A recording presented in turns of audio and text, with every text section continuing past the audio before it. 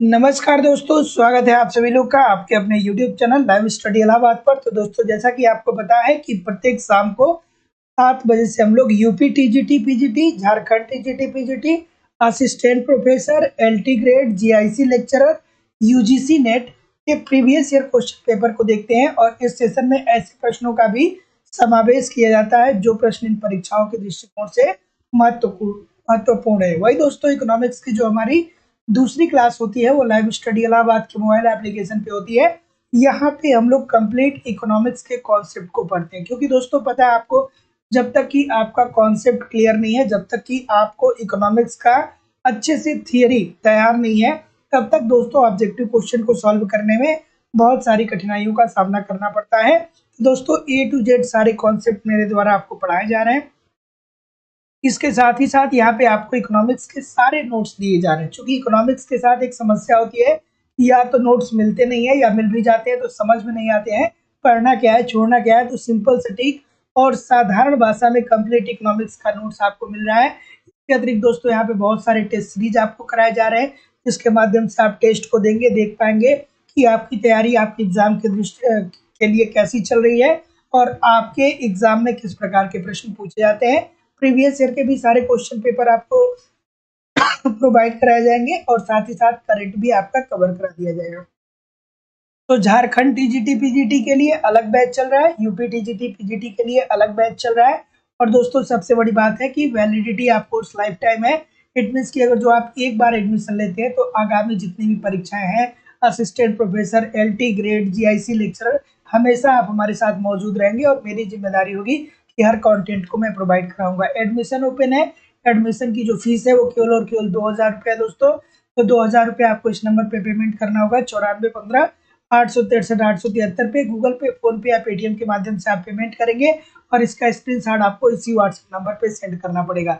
दोस्तों जो लोग भी एडमिशन ले रहे हैं या जो लोग भी एडमिशन लिए हैं, ईमानदारी से, मतलब जो लोग भी एडमिशन ले रहे हैं, ले चुके हैं या जो लोग भी एडमिशन लेने वाले हैं, ईमानदारी से आप दोस्तों 1 घंटा कॉन्सेप्ट को पढ़िए। कम से कम दोस्तों 30 मिनट जो है वो नोट्स को पढ़िए। एक प्रीवियस ईयर क्वेश्चन पेपर को रोज लगाइए, ठीक है, मतलब देखिए। और एक जो उसमें टेस्ट पेपर आपको दिया गया है उसको रोज अटेम्प्ट करिए। इतना आप ईमानदारी से करेंगे दोस्तों तो कहीं से भी कुछ इधर उधर होने वाला नहीं है, सारी चीजें यहीं से कवर हो जाएंगी। आपको कुछ भी इधर उधर से कलेक्ट करने की जरूरत नहीं पड़ेगी। दोस्तों झारखंड टीजीटी पीजीटी का भी बैच प्रारंभ है। यहाँ भी आपको वो सारी सुविधाएं दी जाती हैं जो यूपी टीजीटी के लिए दी जाती हैं। वीडियो क्लासेस मिलेगा, नोट्स मिलेगा, test series, previous year question paper, Jharkhand special, सब कुछ करवाया जाएगा दोस्तों। एडमिशन जो है वो ओपन है। 2000 रुपये इस नंबर पे पेमेंट करके आप एडमिशन ले सकते हैं। साथ ही साथ अगर जो केवल आपको इकोनॉमिक्स का नोट्स चाहिए तो सिंपल सटीक और सारा भाषा में लाइफ टाइम की वैलिडिटी के साथ एक क्रम से आपको इकोनॉमिक्स का सारा नोट्स उपलब्ध करा दिया जाएगा। इसमें करंट का भी मैटर दोस्तों शामिल होगा। 500 पेमेंट करके इस नंबर पे नोट्स प्राप्त कर सकते हैं। टेस्ट सीरीज तैयार कर दिया गया है, टेस्ट दीजिए, देखिए आपकी तैयारी कैसी चल रही है आपके एग्जाम के लिए, और आपके एग्जाम की तैयारी कैसी चल रही है और आपके एग्जाम में किस प्रकार के प्रश्न पूछे जाते हैं। यहाँ 1250 प्रश्नों की पीडीएफ भी आपको उपलब्ध कराई जाएगी। तो एडमिशन आप लोग इस नंबर पे पेमेंट करके ले सकते हैं। अगर जो आपको केवल 2000 से लेकर के 2021 तक का प्रीवियस ईयर का क्वेश्चन पेपर चाहिए, मतलब वीडियो फॉर्म में मेरे द्वारा ही पढ़ाया गया है और पीडीएफ फॉर्म में, दोनों उपलब्ध हो जाएगा। लेकिन अगर जो आप कॉन्सेप्ट की क्लास में एडमिशन लेते हैं तो कहीं भी इधर उधर से आपको कुछ भी अतिरिक्त, ना ही इकोनॉमिक्स के नोट्स के लिए, ना ही टेस्ट सीरीज के लिए, ना ही प्रीवियस ईयर क्वेश्चन पेपर के लिए, और ना ही दोस्तों करंट के लिए कुछ भी आपको अलग से पेमेंट करने की जरूरत नहीं होगी। सारी चीजें मेरे द्वारा दी जाएंगी। तो एडमिशन ओपन है। जिन लोगों ने भी एडमिशन अभी तक नहीं लिया है जरूर ले लीजिए। ईमानदारी से एप्लीकेशन पे पढ़ते रहिए, यूट्यूब पे पढ़ते रहिए। कहीं भी इधर उधर से प्रश्न आपको देखने को नहीं मिलेगा, सब कुछ आपको यहाँ पे कवर करा दिया जाएगा। चलिए, गुड इवनिंग एवरीबॉडी। बिल्कुल ठीक है रत्नेश जी, आई एम जी, अमरेश यादव जी, अफजल हसन जी, उर्मिला जी, बिल्कुल ठीक है। Ramesh ji, Sunita ji, Suman ji, thank you very much everybody and good evening. चलिए अब हम लोग मूव करेंगे दोस्तों अपने सेशन के पहले प्रश्न की तरफ। ठीक है, पहला प्रश्न आपके सामने ये रहा कि निम्न में से कौन सा व्यापार समझौता भेदभाव रहित तथा जिसका उद्देश्य वैश्विक व्यापार तथा विकास को गहन करना है। ठीक है, क्या उत्तर होगा भाई? ऑप्शन नंबर, जैसा कि मैं देख पा रहा हूँ कुछ लोग डी बता रहे हैं, भाई द्विपक्षीय व्यापार समझौता, द्विपक्षीय व्यापार समझौता ऐसा क्यों बोल रहे हैं भाई? देखिए ये क्या कह रहा है, ये कह रहा है कि निम्न में से कौन सा व्यापार समझौता भेदभाव, मतलब किसी से भी भेदभाव नहीं किया जाएगा, ठीक है। इसका उद्देश्य क्या होता है? वैश्विक व्यापार व्यापार को बढ़ाना और इसका क्या करना? विकास करना। तो भैया वैश्विक अर्थव्यवस्था की बात करें तो इसमें तो बहुत सारे देशों की अर्थव्यवस्था शामिल हो जाएगी ना, तो ये बहुत हो जाएगा ना, मतलब बहुपक्षीय व्यापार समझौता हो जाएगा ना। तो जितने लोग भी ये बोल रहे हैं सभी लोग का उत्तर यहाँ पे बिल्कुल ठीक है। ये होता है दोस्तों बहुपक्षीय व्यापार समझौता। बहुपक्षीय व्यापार समझौता आता है और इसी के तहत क्या कहता है कि वैश्विक व्यापार को कैसे बढ़ाया जाए और जो मतलब देश हैं, अन्य अन्य देश हैं, उन देशों को किस तरीके से सुगम व्यापार करवाया जाए और साथ ही साथ इसका इसका किस तरीके से व्यापार का विकास किया जाए, इस बारे में चर्चा जो होती है वो बहुपक्षीय व्यापार समझौता के अंतर्गत होती है। Option number A this is the right answer हो जाएगा। अगला प्रश्न आपके सामने ये रहा, इस प्रश्न का उत्तर करिए। बढ़िया सा प्रश्न है, बहुत बार पूछा जा चुका है कि विश्व व्यापार संगठन की मंत्री स्तरीय कौन सी बैठक पहली बार किसी अफ्रीकी देश में हुई थी? चलिए अच्छा सा प्रश्न है, बताइए। बिल्कुल ठीक है, क्या उत्तर होगा भाई? विश्व व्यापार संगठन की मंत्री स्तरीय कौन सी बैठक पहली बार किसी अफ्रीकी देश में हुई थी? क्या उत्तर होगा भाई? बिल्कुल ठीक है, बिल्कुल ठीक है। क्या याद आया? इसकी बात कर रहा है, WTO की बात कर रहा है। क्या उत्तर होगा? तो जैसा कि मैं देख पा रहा हूँ, क्या बोल रहे हैं? डी बोल रहे हैं। बिल्कुल ठीक है, बिल्कुल ठीक है। डी की तरफ बहुत सारे लोग जा रहे हैं। बिल्कुल ठीक है। तो विश्व व्यापार की मंत्री स्तरीय कौन सी बैठक पहली बार अफ्रीकी देशों में हुई थी? तो ये जो बैठक हुआ था ना भैया, ये हुआ था 2015 में। और ये कहाँ पे हुआ था? ये केन्या में हुआ था। कहाँ पे हुआ था दोस्तों? ये जो हुआ था वो केन्या में हुआ था। और क्या उत्तर आ रहा है? ऑप्शन नंबर बिल्कुल ठीक है, बिल्कुल ठीक है। और यहीं पे दोस्तों दो नए सदस्यों को शामिल किया गया था। कौन? एक लाइबेरिया और दूसरा दोस्तों अफगानिस्तान। तो ऑप्शन नंबर जितने लोग भी डी बोल रहे हैं सभी लोग का उत्तर यहाँ पे बिल्कुल ठीक हो जाएगा। ये दसवीं दसवीं बैठक थी, ठीक है। तो याद रखिएगा, विश्व व्यापार संगठन का सबसे नवीनतम देश कौन है भैया? ये है अफगानिस्तान। तो किस नंबर का है? 164 नंबर का, ठीक है। अगला प्रश्न, भारतीय अर्थव्यवस्था के लिए चक्रव्यूह का तात्पर्य निम्न है। अच्छा, भारतीय अर्थव्यवस्था के लिए चक्रव्यूह का क्या तात्पर्य भैया बताइए? चलिए, चक्रव्यूह का तात्पर्य क्या है दोस्तों? एक बार सेशन को लाइक और शेयर भी जरूर कर दिया करिए। निवेदन है सभी लोगों से, इतने सारे लोग क्लास देख रहे हैं फिर भी लाइक और शेयर की संख्या बहुत कम है, तो एक बार लाइक और शेयर जरूर कर दीजिए। चलिए भाई बताइए इस प्रश्न का उत्तर, क्या उत्तर होगा? जैसा कि मैं देख पा रहा हूँ बिल्कुल ठीक है। भारतीय अर्थव्यवस्था के चक्रव्यूह का क्या का तात्पर्य निम्न है। तो ऑप्शन नंबर क्या आ रहा है भाई? तो जितने लोग भी यहाँ पे बी की बात बोल रही हैं कि अगर जो कोई उद्यमी, अगर जो कोई व्यवसायी उद्योग में प्रवेश कर जाता है, ठीक है, तो उसको उद्योग से बाहर होना क्या होता है? बहुत ही कठिन होता है। इसी का मतलब है दोस्तों भारतीय अर्थव्यवस्था में चक्रव्यूह, ठीक है। तो जितने लोग भी यहाँ पे क्या बोल रहे हैं, क्या बोल रहे हैं भैया? बी बोल रहे हैं ना? जितने लोग भी बी बोल रहे हैं एब्सोल्युटली ठीक बोल रहे हैं कि व्यवसाय में उद्यमियों का बहिर्गमन क्या होता है? अत्यधिक कठिन होता है। मतलब अगर जो किसी उद्योग में कोई एक फर्म उतर जाए, कोई एक व्यवसायी आ जाए, तो उसे क्या करना पड़ता है दोस्तों? भारी लागत लगा करके एक फर्म तैयार करनी पड़ती है। ऐसी स्थिति में अपनी वो संपूर्ण लागत को खोएगा तभी तो वो बाहर जाएगा, ठीक है। तो ऐसी स्थिति में अपनी संपूर्ण लागत को कभी खोना नहीं चाहेगा। तो व्यवसाय से उद्यमियों का बहिर्गमन क्या होता है? अत्यधिक कठिन होता है। अगला अगला प्रश्न आपके सामने ये रहा, बताइए कि भारत में खाद्य सुरक्षा का प्राथमिक फोकस निम्न पर है। बढ़िया सा प्रश्न है कि भारत में खाद्य सुरक्षा का प्राथमिक फोकस किस पे है भैया? बिल्कुल ठीक है, उत्तर होगा बताइए। ऑप्शन नंबर बिल्कुल ठीक है, बिल्कुल। भारत में खाद्य सुरक्षा ये जब खाद्य सुरक्षा की बात होती है तो हम किसकी बात करते हैं? किसकी बात करते हैं, याद आ रहा है? खाद्य सुरक्षा की बात होती है तो हम लोग अंत्योदय की बात करते हैं, और भी सरकार की बहुत सारी योजनाएं होती है उसकी बात करते हैं।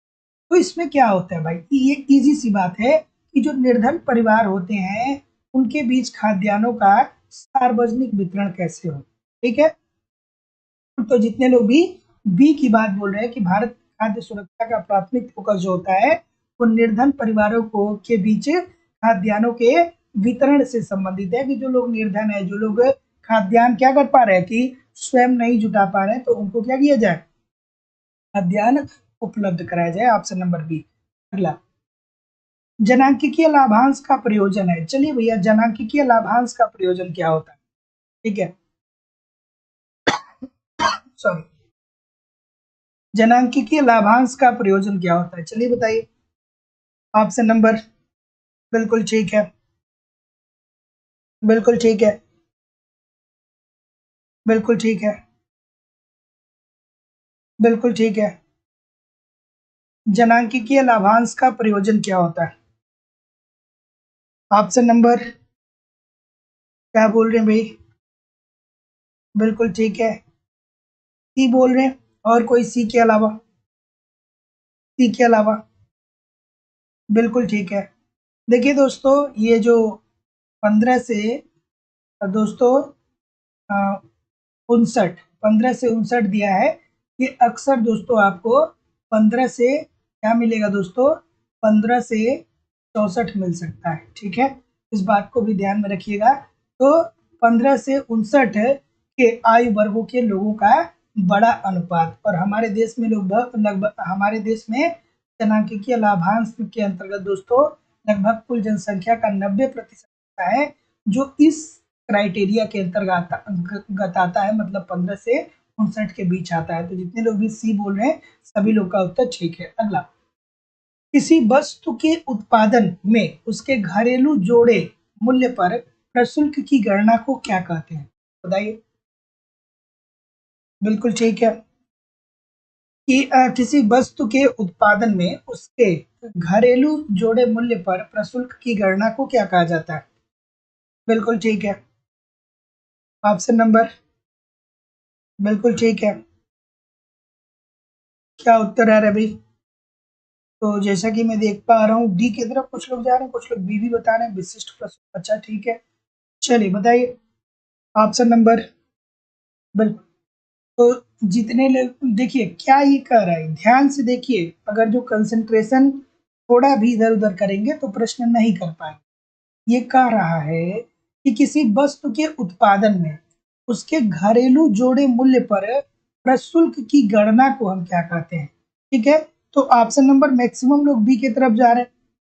बिल्कुल ठीक है, बिल्कुल ठीक है, बिल्कुल। तो दोस्तों ये जो है इसे प्रभावी संरक्षण की दर बोला जाता है। ठीक है, इसे क्या बोला जाता है, प्रभावी संरक्षण की दर बोला जाता है। तो जितने लोग भी डी कर रहे हैं सभी लोग का उत्तर यहाँ पे राइट होगा, बी वाले सब गलत हो जाएंगे। तो देखिए दोस्तों, ध्यान से इस प्रश्न को देखिए, मैक्सिमम लोग गलत कर रहे हैं कि किसी वस्तु के उत्पादन में उसके घरेलू जोड़े मूल्य पर प्रशुल्क की गणना को हम क्या बोलते हैं, प्रभावी संरक्षण की दर बोलते हैं।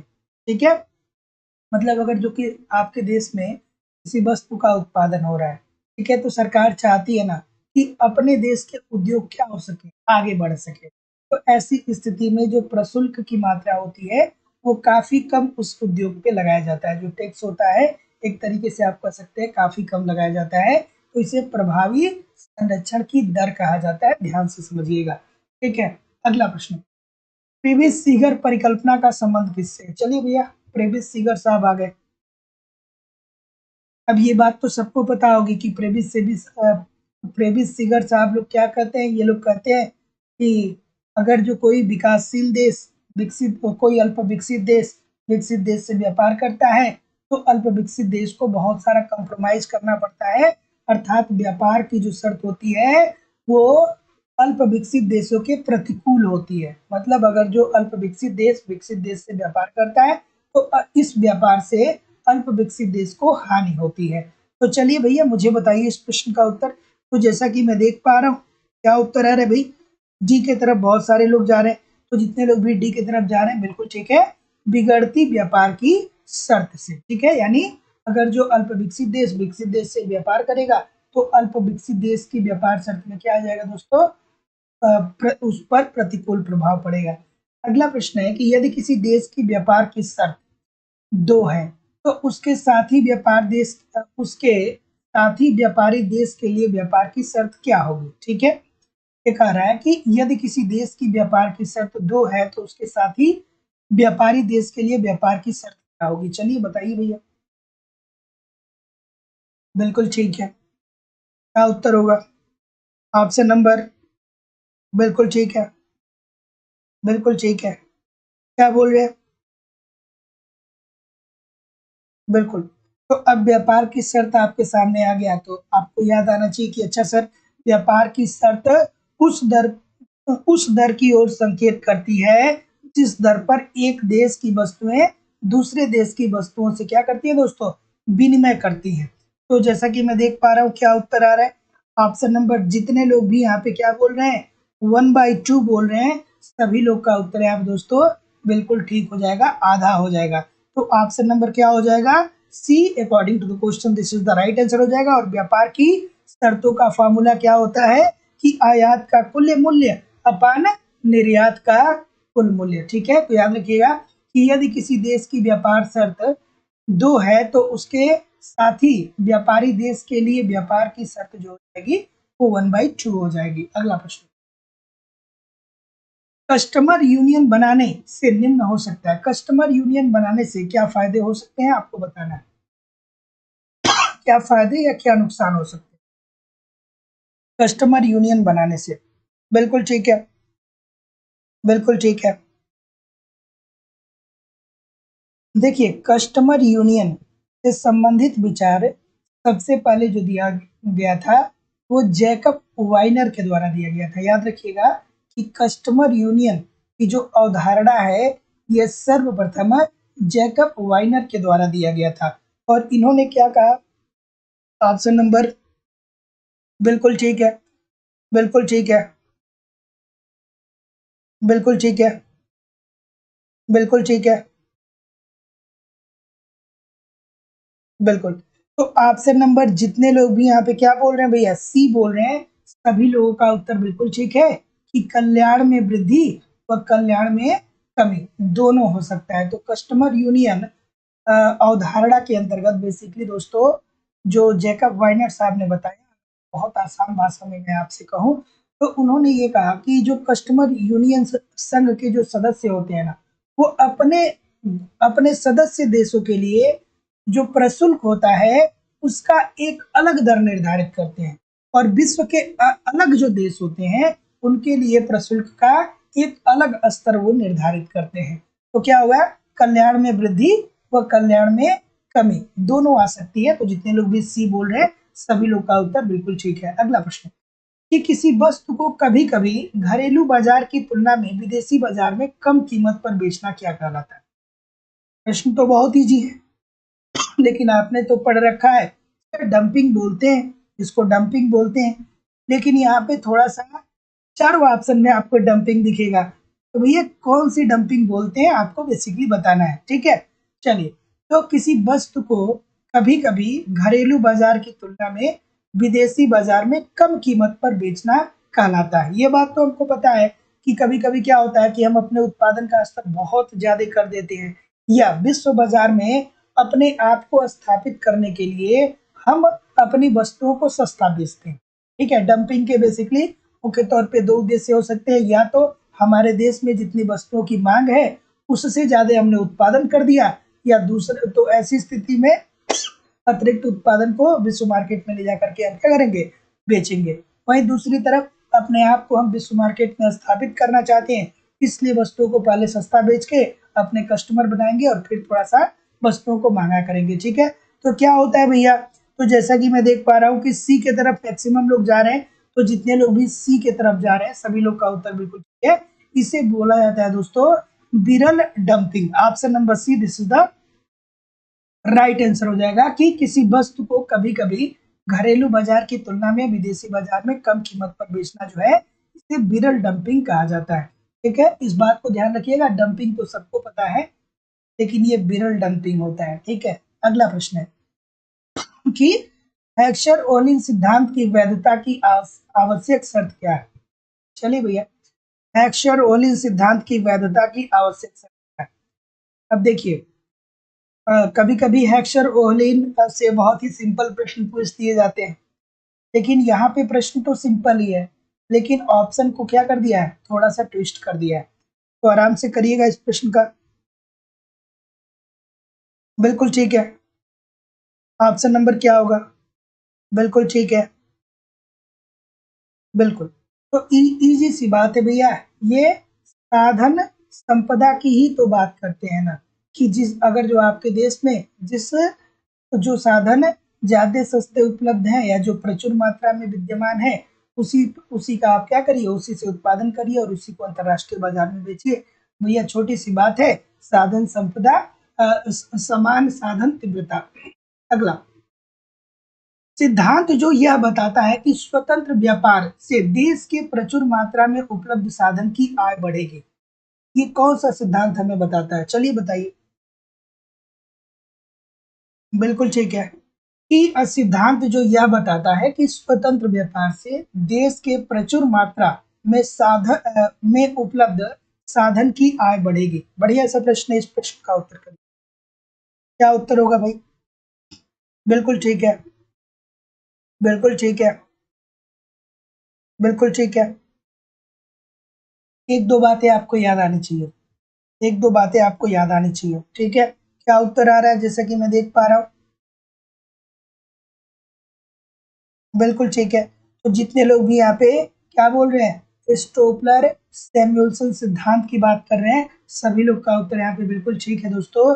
ये स्टोपलर सैमुअल्सन सिद्धांत हमें ये बताता है कि स्वतंत्र व्यापार से देश के प्रचुर मात्रा में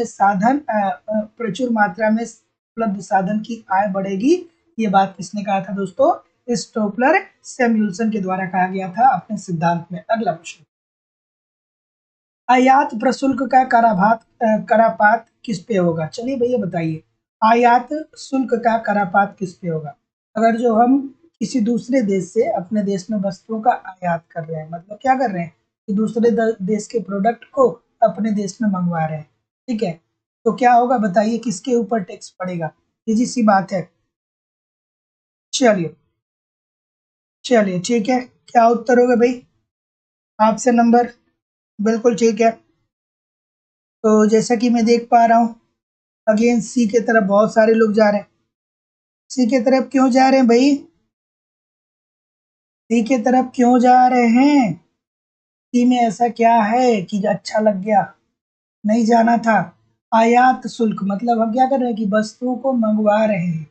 ठीक है, तो जितने लोग भी ऑप्शन नंबर यहाँ पे क्या बोल रहे हैं, इजी सा प्रश्न है, कितने सारे लोग गलत कर रहे हैं? भैया ये उपभोक्ताओं के ऊपर पड़ेगा ना, तो ऑप्शन नंबर क्या हो जाएगा? ये according to the question this is the right answer हो जाएगा। बहुत बार, एक बार नहीं बहुत बार मैंने इस प्रश्न को बताया है, बहुत बार इसकी व्याख्या भी मैंने की है। अगला प्रश्न, राज्य द्वारा दी गई सेवाओं के लिए किए गए भुगतान को क्या कहते हैं? अगर जो उत्तर प्रदेश गवर्नमेंट आपको कोई सेवा दे रही है, तो इसके बदले में जो आप भुगतान करते हैं, उसको क्या बोलते हैं? चलिए मुझे बताइए। चलिए थोड़ा सा एक बार लाइक और शेयर भी दोस्तों जरूर सेशन को कर दीजिए। इतने सारे लोग क्लास देख रहे हैं, फिर भी लाइक और शेयर की संख्या बहुत कम है। बिल्कुल ठीक है, चलिए बताइए इस प्रश्न का उत्तर, कि राज्य द्वारा दी गई सेवाओं के लिए किए गए भुगतान को क्या बोलते हैं? चलिए भाई, क्या उत्तर होगा? ऑप्शन नंबर क्या होगा?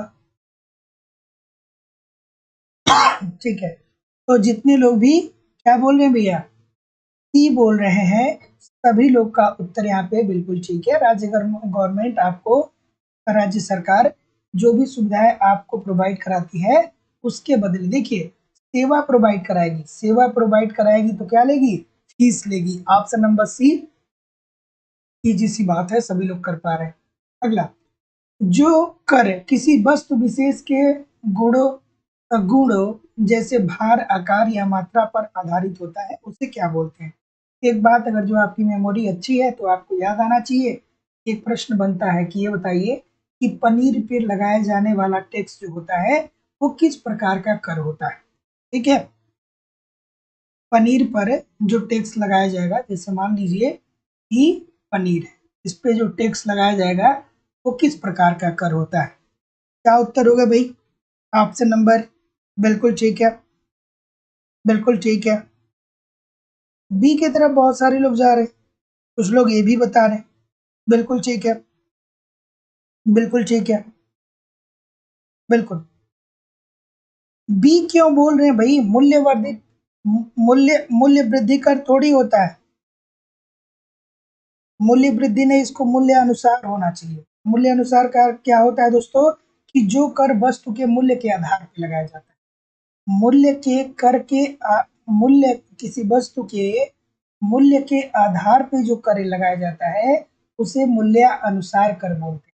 और जो विशिष्ट कर होता है भैया, वो क्या होता है? ये विशिष्ट कर ऐसा होता है कि उस वस्तु के भार पर, आकार पर या मात्रा पे, मतलब उसका क्या किया जाता है दोस्तों? उसका एक मेजरमेंट किया जाता है कि कितने किलो का है, कितने टन का है, ठीक है, कितने ग्राम का है, और उस आधार पे अगर जो हम टैक्स लगाते हैं तो इसे विशिष्ट कर बोलते हैं। अगला प्रश्न आपके सामने ये रहा कि निम्न में से कौन अंतरण भुगतान का मद नहीं है? ठीक है, चलिए, निम्न में से कौन अंतरण भुगतान का मद नहीं है? अंतरण भुगतान के मद का मद कौन सा नहीं है? क्या उत्तर होगा भाई? ऑप्शन नंबर, बिल्कुल ठीक है। ऑप्शन नंबर क्या बोल रहे हैं भाई? तो जैसा कि मैं देख पा रहा हूँ, बिल्कुल, तो अंतरण भुगतान के अंतर्गत दोस्तों क्या क्या आता है? ठीक है, अंतरण भुगतान के अंतर्गत दोस्तों ऐसा सरकार के द्वारा किया गया भुगतान आता है जिससे डायरेक्ट, मतलब जो सरकार पैसा पेमेंट तो करती है, सरकार पैसा देती तो है, लेकिन उसके बदले वो प्रत्यक्ष रूप से कोई सेवा प्राप्त नहीं करती। जैसे पेंशन हो गया, तो अगर जो आप रिटायर हो गए हैं, आप कोई सेवा नहीं दे रहे, लेकिन फिर भी आपको पेंशन मिल रहा है।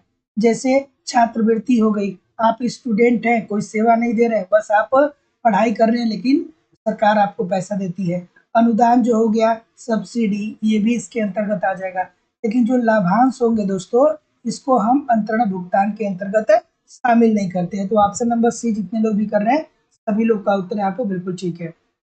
मुद्रास्फीति की दर घटाने के लिए सरकार को क्या करना चाहिए? चलिए भैया, बिल्कुल ठीक है। चलिए, कि मुद्रास्फीति अर्थात क्या, सॉरी, मुद्रास्फीति मतलब क्या होता है दोस्तों? महंगाई होता है। तो अगर जो महंगाई को कम करना है आपको, तो सरकार उसके लिए क्या कर सकती है आपको बताना है। चलिए भाई, बताइए इस प्रश्न का उत्तर। बिल्कुल ठीक है। ऑप्शन नंबर क्या होगा?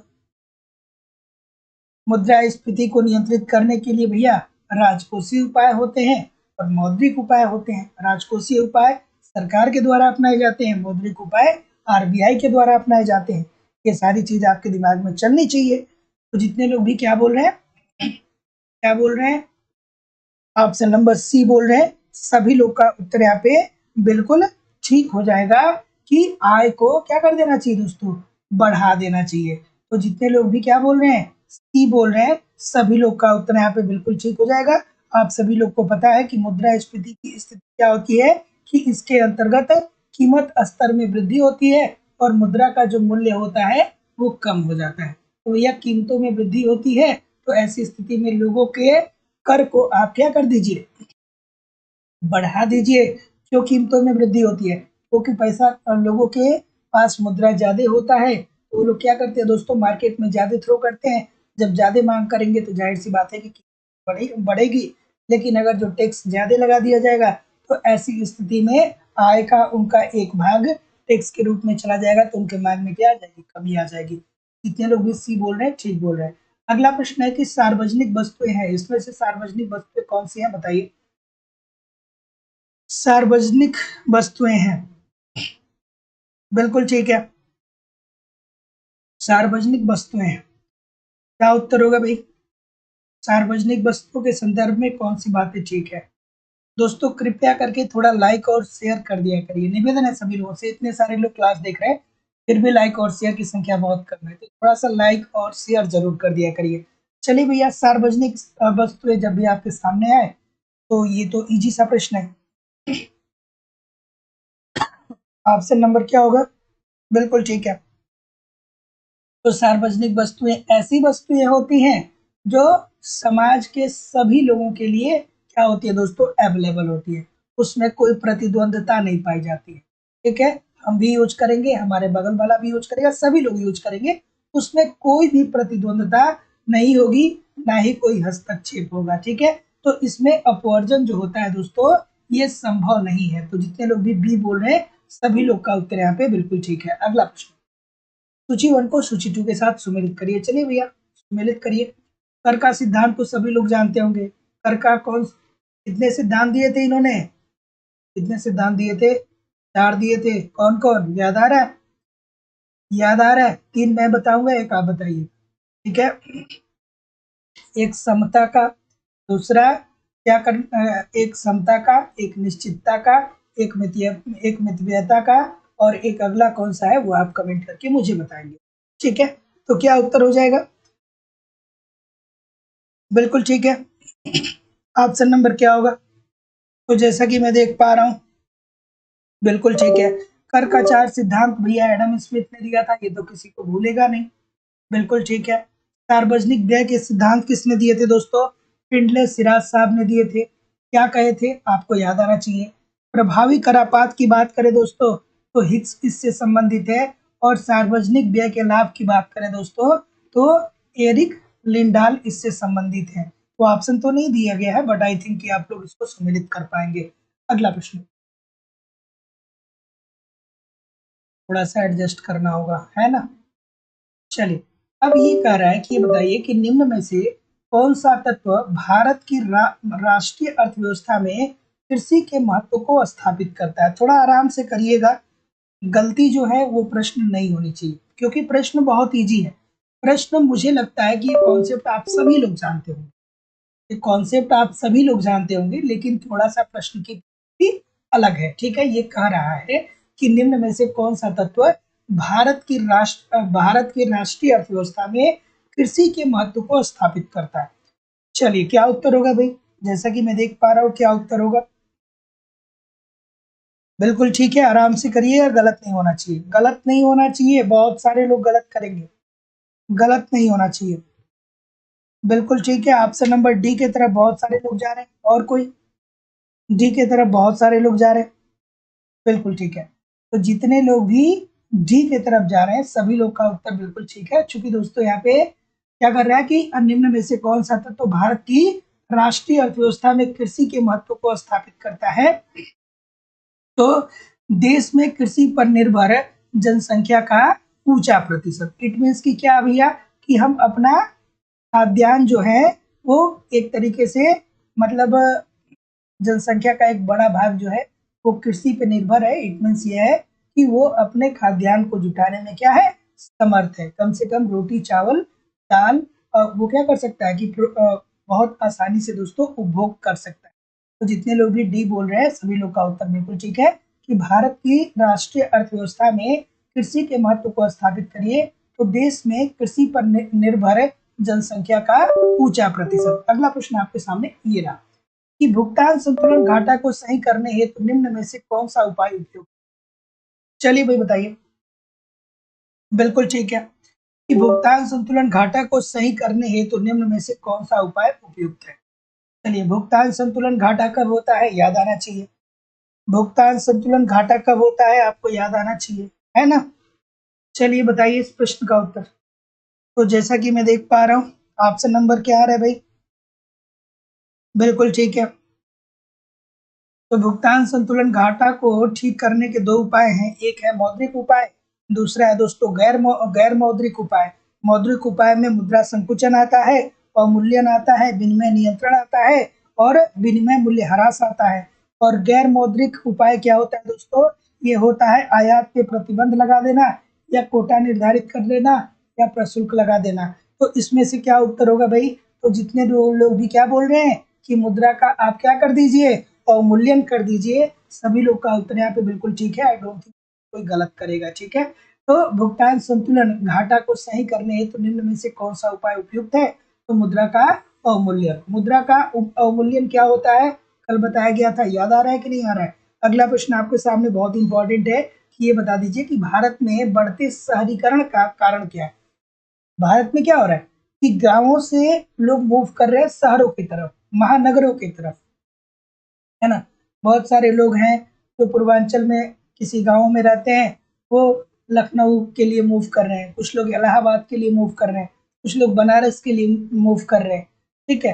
तो मतलब ग्रामीण क्षेत्र के लोग ऐसे, ये केवल हमारे उत्तर प्रदेश की बात नहीं, हर जगह की बात है। वहाँ के लोग अब गाँवों को छोड़ करके शहरों की तरफ मूव कर रहे हैं। ऐसा क्यों हो रहा है भाई? बताइए। छोटी सी बात है, अच्छी सी बात है। तो जैसा कि मैं देख पा रहा हूँ, क्या उत्तर होगा? जी बोल रहे हैं, बिल्कुल ठीक है कि शहरी क्षेत्रों में उद्योग व व्यापार में वृद्धि हो रहा है, तो इससे लोगों को रोजगार मिल रहा है। तो जब इधर रोजगार मिल रहा है तो ये लोग क्या हो रहा है दोस्तों? मूव कर रहे हैं। लोगों को रोजगार मिल रहा है, शहरों में जा रहे हैं।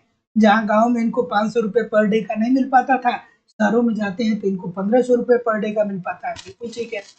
ग्रामीण क्षेत्रों में जनसंख्या का क्या हो गया है? अतिरिक्त दबाव हो गया है। जनसंख्या का ज्यादा दबाव हो गया है। एक परिवार में बहुत सारे लोग हो गए, तो उसमें कुछ बुद्धिजीवी हुए तो वो कहे यार चलो अकेले थोड़ा सा सुकून से लाइफ को जीते हैं और कुछ रोजगार का सृजन करते हैं। तो ये भी बात ठीक है। और कृषि में कम उत्पादकता है, ठीक है। कृषि में क्या है भैया? कम उत्पादकता है। कोई सर्टेनिटी नहीं है कि हमने जितना निवेश किया है, जितना हमने कृषि में पैसा लगाया है, उतना हमें मिल ही पाएगा। तो इनमें से सभी हो जाएगा। जैसा कि देखिए, बहुत सारे शहर ऐसे हैं, बहुत सारे जिले ऐसे हैं जहाँ पे क्या हुआ है, सूखाग्रस्त घोषित कर दिया गया। अब बड़े किसान जो कम से कम 5 से 10 बीघे पे खेती किए होंगे, उन लोगों ने कितना पैसा खर्च किया होगा, लेकिन मानसून की अनिश्चितता है, तो इस वजह से क्या हुआ, उनकी फसल नष्ट हो गई, उनको हानि हो गया। अगला प्रश्न, इस प्रश्न का उत्तर करिए कि केंद्र सरकार का विकास व्यय किसको शामिल नहीं करता है? केंद्र सरकार का विकास व्यय किसको शामिल नहीं करता है? बिल्कुल ठीक है, बिल्कुल ठीक है। अच्छा सा प्रश्न है। क्या उत्तर होगा भाई? केंद्र सरकार का विकास व्यय किसको शामिल नहीं करता है? तो जैसा कि मैं देख पा रहा हूँ, क्या उत्तर है रे भाई? बिल्कुल ठीक है। बी बोल रहे हैं, बी बोल रहे हैं, बी मैक्सिमम लोग बोल रहे हैं। तो जितने लोग भी बी बोल रहे हैं, सभी लोग का उत्तर यहाँ पे बिल्कुल ठीक है कि केंद्र सरकार का विकास व्यय किसको शामिल नहीं करता है? ये दोस्तों रक्षा पे व्यय, ठीक है। सरकार अगर जो दोस्तों सैनिकों पे खर्च करता है, सरकार अगर जो क्या कि भारत की रक्षा हो सके, इस पे जो पैसा खर्च करता है, उससे क्या विकास होने वाला है? अगर जो 50 रुपए की एक गोली खरीद ली गई, तो वो गोली किस विकास के काम आएगी? कोई विकास नहीं है। वो केवल और केवल दुश्मन को मारने के काम आती है। तो जितने लोग भी बोले हैं, बिल्कुल ठीक बोले। अगला प्रश्न, कि वह कोटा जिसने कपड़े उद्योग व्यापार को नियंत्रित किया है। मोस्ट इंपोर्टेंट प्रश्न है, बहुत आराम से इस प्रश्न का उत्तर दीजिएगा। प्रचलन में कम होते हैं, लेकिन ये प्रश्न पूछे बहुत जाते हैं, ठीक है। तो निवेदन है सभी लोगों से कि एक बार वीडियो को लाइक और शेयर कर दीजिए। और दोस्तों, लाइव स्टडी इलाहाबाद के मोबाइल एप्लीकेशन पे झारखंड टीजीटी पीजीटी और यूपी टीजीटी पीजीटी के लिए इकोनॉमिक्स का बैच चल रहा है। आपको ए टू जेड पूरे इकोनॉमिक्स का कॉन्सेप्ट मेरे द्वारा पढ़ाया जा रहा है। झारखंड टीजीटी का अलग बैच है, यूपी टीजीटी पीजीटी का अलग बैच है। जितने लोग भी कॉन्सेप्ट की क्लास ज्वाइन किया है या जो लोग भी ज्वाइन करने वाले हैं, मैं आपसे बस यही एक उम्मीद करता हूँ कि 1 घंटे आप एप्लीकेशन पे कॉन्सेप्ट वाली क्लास को देखिए। 30 मिनट आप कम से कम नोट्स को पढ़िए, वहाँ पे 2 क्लास के नोट्स को पढ़िए। एक आप टेस्ट दीजिए, जो टेस्ट मैं प्रोवाइड करा रहा हूँ, और एक क्वेश्चन पेपर, प्रीवियस ईयर के क्वेश्चन पेपर को देखिए। इतना देखिए दोस्तों, यूट्यूब पे प्रैक्टिस करते रहिए। कहीं भी इधर उधर से कुछ भी आपको कलेक्ट करने की जरूरत नहीं पड़ेगी। सारी चीजें मेरे द्वारा दी जा रही है, पूरा कॉन्सेप्ट पढ़ा रहा हूँ, पूरी इकोनॉमिक्स की नोट दे रहा हूँ, test series, previous year question paper, आपका करंट भी कवर करा दिया जाएगा। सब कुछ कवर होगा। बस आप ईमानदारी से लगे रहिए, मेहनत करते रहिए। और दोस्तों, एडमिशन ओपन है। एडमिशन की फीस 2000 रुपये है। 2000 रुपये आपको इस नंबर पे पेमेंट करना होगा, गूगल पे, फोन पे, या पेटीएम के माध्यम से, और इसका स्क्रीनशॉट आपको इसी व्हाट्सएप नंबर पे सेंड करना होगा। कोई भी इंक्वायरी होगी तो इस नंबर पे आप कॉल कर सकते हैं या व्हाट्सएप मैसेज कर सकते हैं। सर ये क्लास बाद में भी मिल जाएगी, बिल्कुल ठीक है, ये क्लास बाद में मिल जाएगी। रिकॉर्डेड क्लास होती है, मतलब लाइव में पढ़ाता हूँ फिर बाद में रिकॉर्डेड हो जाता है, तो वो सारी वीडियो एक क्रम से अवेलेबल होंगी। अगला प्रश्न आपके सामने ये रहा, क्या उत्तर होगा भाई? ऑप्शन नंबर क्या होगा? ठीक है, क्या उत्तर होगा इस प्रश्न का? उत्तर करिए। बिल्कुल ठीक है, तो जितने लोग भी ए की बात करें, किसी ने ए की बात की है, बी की बात बहुत सारे लोग बोल रहे हैं। नहीं भैया, बी की बात नहीं बोलना था, आपको ए की बात बोलना था, MFA की बात बोलना था। इसे दोस्तों MFA का जो फुल फॉर्म होता है वो मल्टी फाइबर अरेंजमेंट होता है। क्या होता है? मल्टी फाइबर अरेंजमेंट होता है। तो जितने लोग भी ऑप्शन नंबर क्या बोल रहे हैं, ए बोल रहे हैं, सभी लोग का उत्तर यहाँ पे बिल्कुल ठीक हो जाएगा। और इसी के अंतर्गत कपड़ा उद्योग का व्यापार जो होता है वो क्या होता है दोस्तों? नियंत्रित होता है। तो option number A this is the right answer हो जाएगा। अगला, बिल्कुल ठीक है सुचिता जी, आप इस नंबर पे झारखंड टीजीटी पीजीटी का या यूपी टीजीटी पीजीटी का जो भी बैच ज्वाइन करना चाहता है वो सिंपली दोस्तों आप क्या कर सकते हैं कि जो आपकी फीस दी गई है इस नंबर पे आप 2,000 रुपये पेमेंट कर सकते हैं गूगल पे, फोन पे या पेटीएम के माध्यम से, और उसका स्क्रीनशॉट आपको इसी व्हाट्सएप नंबर पे सेंड करना पड़ेगा। ठीक है, कोई भी इंक्वायरी होगी तो इस नंबर पे आप कॉल या व्हाट्सएप में कर सकते हैं। यहाँ पे आपको पूरा सिलेबस पढ़ाया जाएगा, पूरा आपको नोट्स दिया जाएगा, टेस्ट सीरीज दिया जाएगा, प्रीवियस ईयर के क्वेश्चन पेपर, झारखंड स्पेशल और करेंट, सारी चीजें मेरे द्वारा कराई जाएंगी। कुछ भी आपको इधर उधर से कलेक्ट करने की जरूरत नहीं पड़ेगी। ठीक है, चलिए अगला प्रश्न आपके सामने ये रहा कि निम्न में से किसे गैर टैरिफ बाधाओं में वर्गीकृत किया जा सकता है? तो जैसा कि मैं देख पा रहा हूँ ऑप्शन नंबर क्या बोले, गैर टैरिफ बाधाओं में वर्गीकृत किया जा सकता है। तो पहला जो जितने लोग भी बोल रहे हैं सूचना तकनीकी उत्पादों की गुणवत्ता की गुणवत्ता प्रमाप, steel and anti dumping duty और जटिल विनियामक वातावरण, ऑप्शन नंबर डी ठीक हो जाएगा। लेकिन ये प्रश्न दोस्तों आपके पीजीटी के एग्जाम में नहीं आएगा। ठीक है, क्योंकि ये क्या है कि उस सिलेबस में आपके नहीं है, लेकिन फिर भी जानते रहिए। ठीक है, अगला प्रश्न आपके सामने ये रहा कि भारतीय लघु उद्योग विकास बैंक द्वारा जारी किया गया इंडियन एक्सपेरिमेंट फंड एक कोर्स है। मोस्ट इंपॉर्टेंट प्रश्न है, पिछले 3 या 4 सालों में 2 बार ये प्रश्न पूछा गया है। ठीक है, एलटी, टीजीटी और पीजीटी को अगर जो मिला दे तो। ठीक है, तो ये प्रश्न बहुत इंपॉर्टेंट है। ये बता दीजिए कि भारतीय लघु उद्योग विकास बैंक द्वारा जारी किया गया इंडिया एक्सपीरियंस फंड एक कोर्स है। चलिए क्या उत्तर होगा? ऑप्शन नंबर क्या होगा? बिल्कुल ठीक है, तो जैसा कि मैं देख पा रहा हूँ क्या बोल रहे हैं भाई, बी बोल रहे हैं, बी बोल रहे हैं। तो जितने लोग भी बी बोल रहे हैं सभी लोग का उत्तर यहाँ पे बिल्कुल ठीक है कि भारतीय लघु उद्योग विकास बैंक द्वारा जारी किया गया इंडिया एक्सपीरियंस फंड एक कोष है जो लघु, मध्यम तथा सूक्ष्म उद्यमियों को अंश पूंजी की जरूरतों को पूरा करता है। तो ऑप्शन नंबर क्या हो जाएगा? ऑप्शन नंबर जितने लोग भी बी बोल रहे हैं सभी लोग का उत्तर यहाँ पे बिल्कुल ठीक हो जाएगा। तो याद रखिएगा कि इंडिया एक्सपीरियंस फंड एक कोष है जो क्या करता है भैया, ये लघु, मध्यम तथा सूक्ष्म उद्यमियों की अंश पूंजी की जरूरतों को पूरा करता है। ठीक है, अगला प्रश्न कि बेरोजगारी दर को परिभाषित करते हैं। चलिए भैया, हम बेरोजगारी को कैसे परिभाषित करते हैं? हम कहते हैं ना कि सर बहुत बेरोजगारी व्याप्त हो गई है हमारे अर्थव्यवस्था में। कैसे हम कहेंगे कि हमारे देश में बेरोजगारी है? चलिए भाई बताइए। बिल्कुल ठीक है, बिल्कुल ठीक है, ऑप्शन नंबर क्या होगा? तो जैसा कि मैं देख पा रहा हूँ बिल्कुल ठीक है, सॉरी, बिल्कुल ऑप्शन नंबर बिल्कुल ठीक है। क्या बोल रहे हैं भैया? बी बोल रहे हैं? बी क्यों बोल रहे हैं? बी क्यों बोल रहे हैं भाई? बी बोल रहे हैं कि कार्यशील आयु जनसंख्या के अनुपात में कितने लोग बेरोजगार हैं। ये बेरोजगारी का मतलब होता है सब गलत, सब गलत, सब गलत। सब के सब गलत। भैया बेरोजगारी का हम आकलन क्या करते हैं, देखिए कितने सारे लोग गलत हो गए। देखिए कार्यशील आयु जनसंख्या के अनुपात में नहीं होता है भैया, ये होता है कि आप ठीक है, आप 15 से 64 के बीच में आ गए, लेकिन आपके पास श्रम शक्ति ही नहीं होगा, तब कैसे आप कह सकते हैं कि हम क्या कर सकते हैं कि हम रोजगार पाने के लिए सक्षम है। श्रम शक्ति के अनुपात में कितने लोग बेरोजगार हैं, ठीक है। मतलब जब भी हम लोग रोजगार और बेरोजगार की बात करते हैं तो यही तो कहते हैं कि एक व्यक्ति जो कार्य करने में सक्षम है और जो प्रचलित मजदूरी है उस पे अगर जो उसको कार्य मिल जा रहा है तो वो क्या है दोस्तों, वो उसे रोजगार मिल गया। और अगर जो उसको क्या प्रचलित मजदूरी पे काम नहीं मिल पा रहा है तो क्या हो गया, वो बेरोजगार हो गया। तो ऑप्शन नंबर ए होगा ना, कितने सारे लोग गलत कर रहे हैं, श्रम शक्ति के अनुपात में कितने लोग बेरोजगार हैं, option number A this is the right answer हो जाएगा।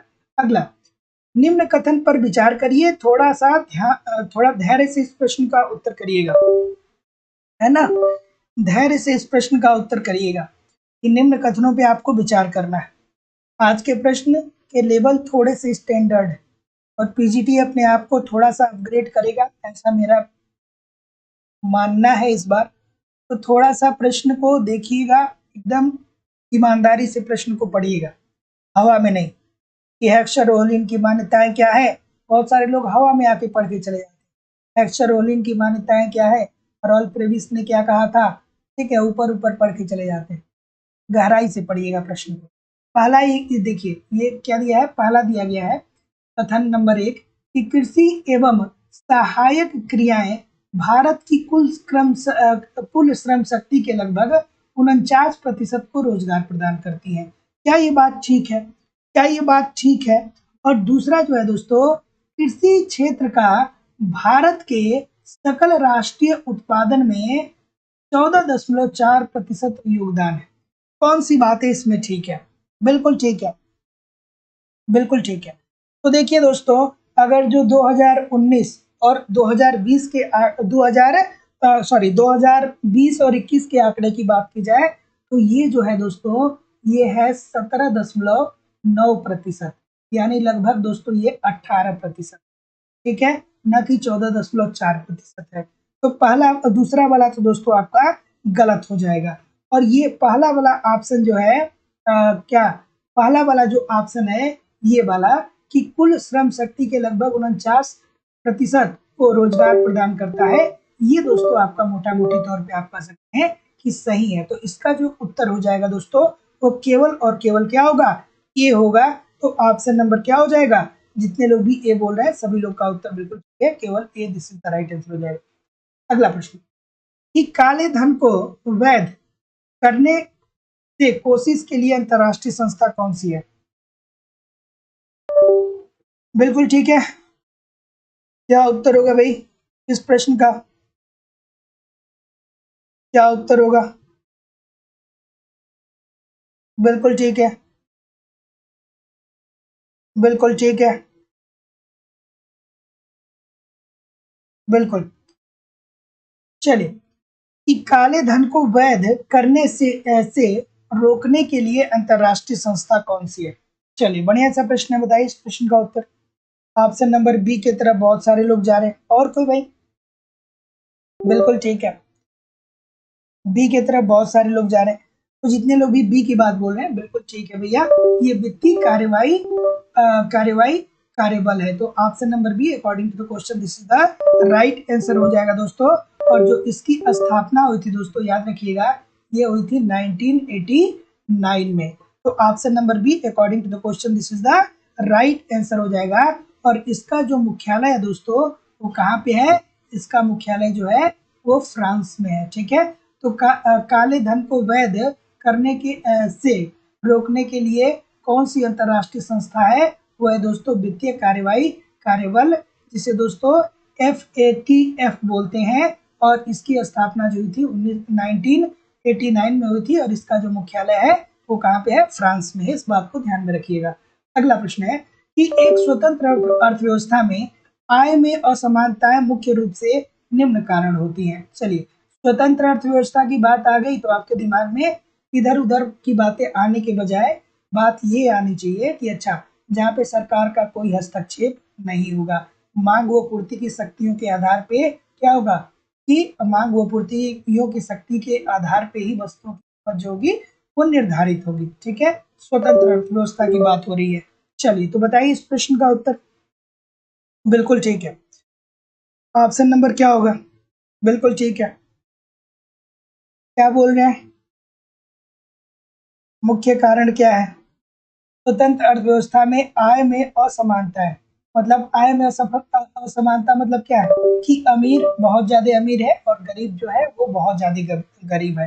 तो क्या उत्तर होगा भाई? तो जितने लोग भी ऑप्शन नंबर बी की बात बोल रहे हैं, निजी संपत्ति और विरासत, सभी लोगों का उत्तर यहाँ पे दोस्तों बिल्कुल ठीक हो जाएगा। अगर जो आप अंबानी फैमिली में पैदा हो गए तो भैया आपकी पीढ़ी दर पीढ़ी जो होगी वो अमीर ही होगी।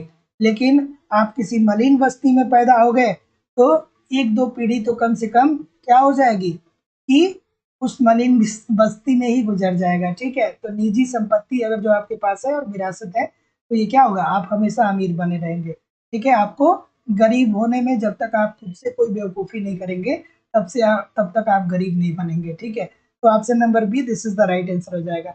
अगला प्रश्न कि माइक्रो बैंकिंग का आधार किसके मार्गदर्शन पर आधारित है? चलिए इजी सा प्रश्न है कि माइक्रो बैंकिंग का आधार किसके दर्शन पर आधारित है। दोस्तों जिन लोगों ने भी चैनल को सब्सक्राइब नहीं किया, चैनल को जरूर सब्सक्राइब कर लीजिए और बेल आइकन को क्लिक कर लीजिए। प्रत्येक दिन मेरी क्लास 7 बजे से होती है। ठीक है, चलिए बिल्कुल ठीक है। इस प्रश्न का उत्तर करिए भाई। बिल्कुल ठीक है। ऑप्शन नंबर क्या होगा? बिल्कुल ठीक है, इस प्रश्न का उत्तर करिए।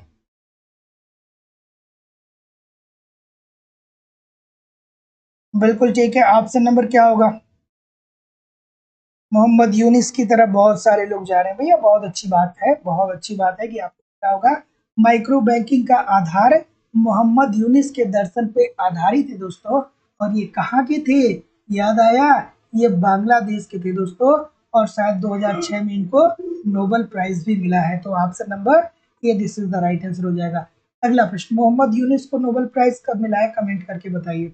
ठीक है, अगला प्रश्न है कि मानव विकास सूचकांक में वर्तमान में कौन सा सूचकांक प्रयोग नहीं होता है? चलिए भाई बताइए कि मानव विकास सूचकांक में वर्तमान में कौन सा सूचकांक प्रयोग में नहीं लाया जाता? बिल्कुल ठीक है। क्या उत्तर हो जाएगा भाई? ऑप्शन नंबर बिल्कुल ठीक है। मानव विकास सूचकांक का प्रतिपादन किसने किया था?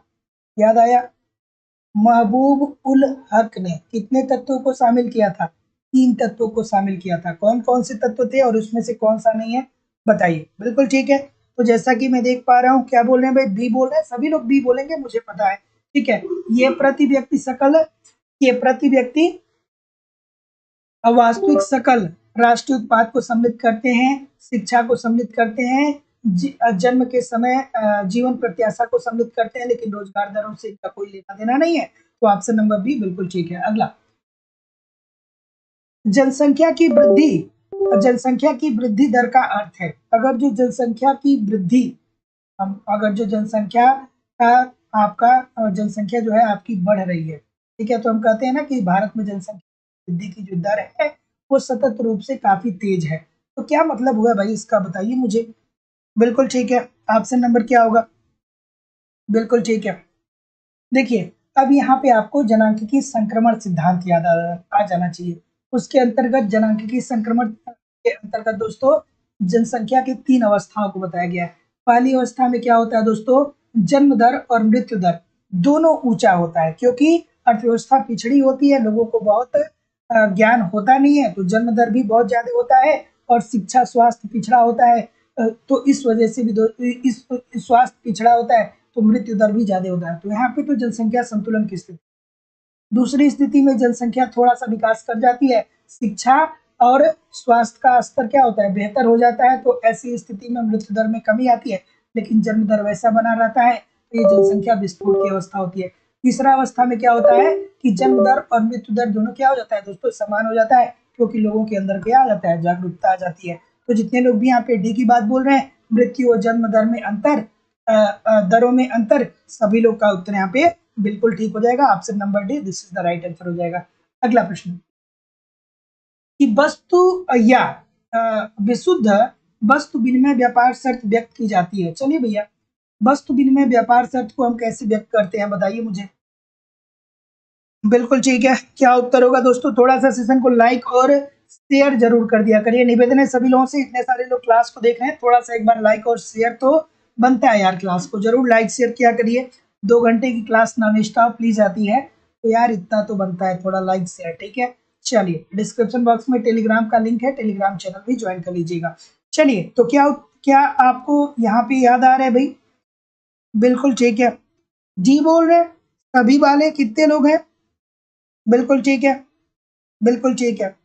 तो देखिए दोस्तों, इजी सी बात है, आपको पता होनी चाहिए कि वस्तु व्यापार की वस्तु अथवा सकल अथवा सॉरी व्यापार विशुद्ध वस्तु विनिमय शर्त जो है, ये निर्यातों की कीमत अपन आयातों की कीमत के रूप में हम इसको क्या करते हैं दोस्तों, लिखते हैं। एक बार नहीं, मैं कई बार बताया।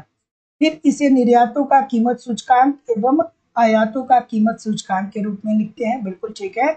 और x इंटू 100 अपान निर्यातों का कीमत सूचकांक अपान आयातों का कीमत सूचकांक इंटू 100 के रूप में भी लिखते हैं। तो जितने लोग भी ऑप्शन नंबर यहाँ पे डी बोल रहे हैं, इनमें से सभी सही है। सभी लोग का उत्तर यहाँ पे बिल्कुल ठीक हो जाएगा। अगला प्रश्न, माना ए एवं बी व्यापार सहयोगी राष्ट्र हैं और राष्ट्र बी के प्रस्ताव वक्र की लोच अनंत है, तब राष्ट्र ए होगा। क्या उत्तर होगा भाई? ऑप्शन नंबर, बिल्कुल ठीक है, बिल्कुल ठीक है। क्या उत्तर होगा? बिल्कुल ठीक है।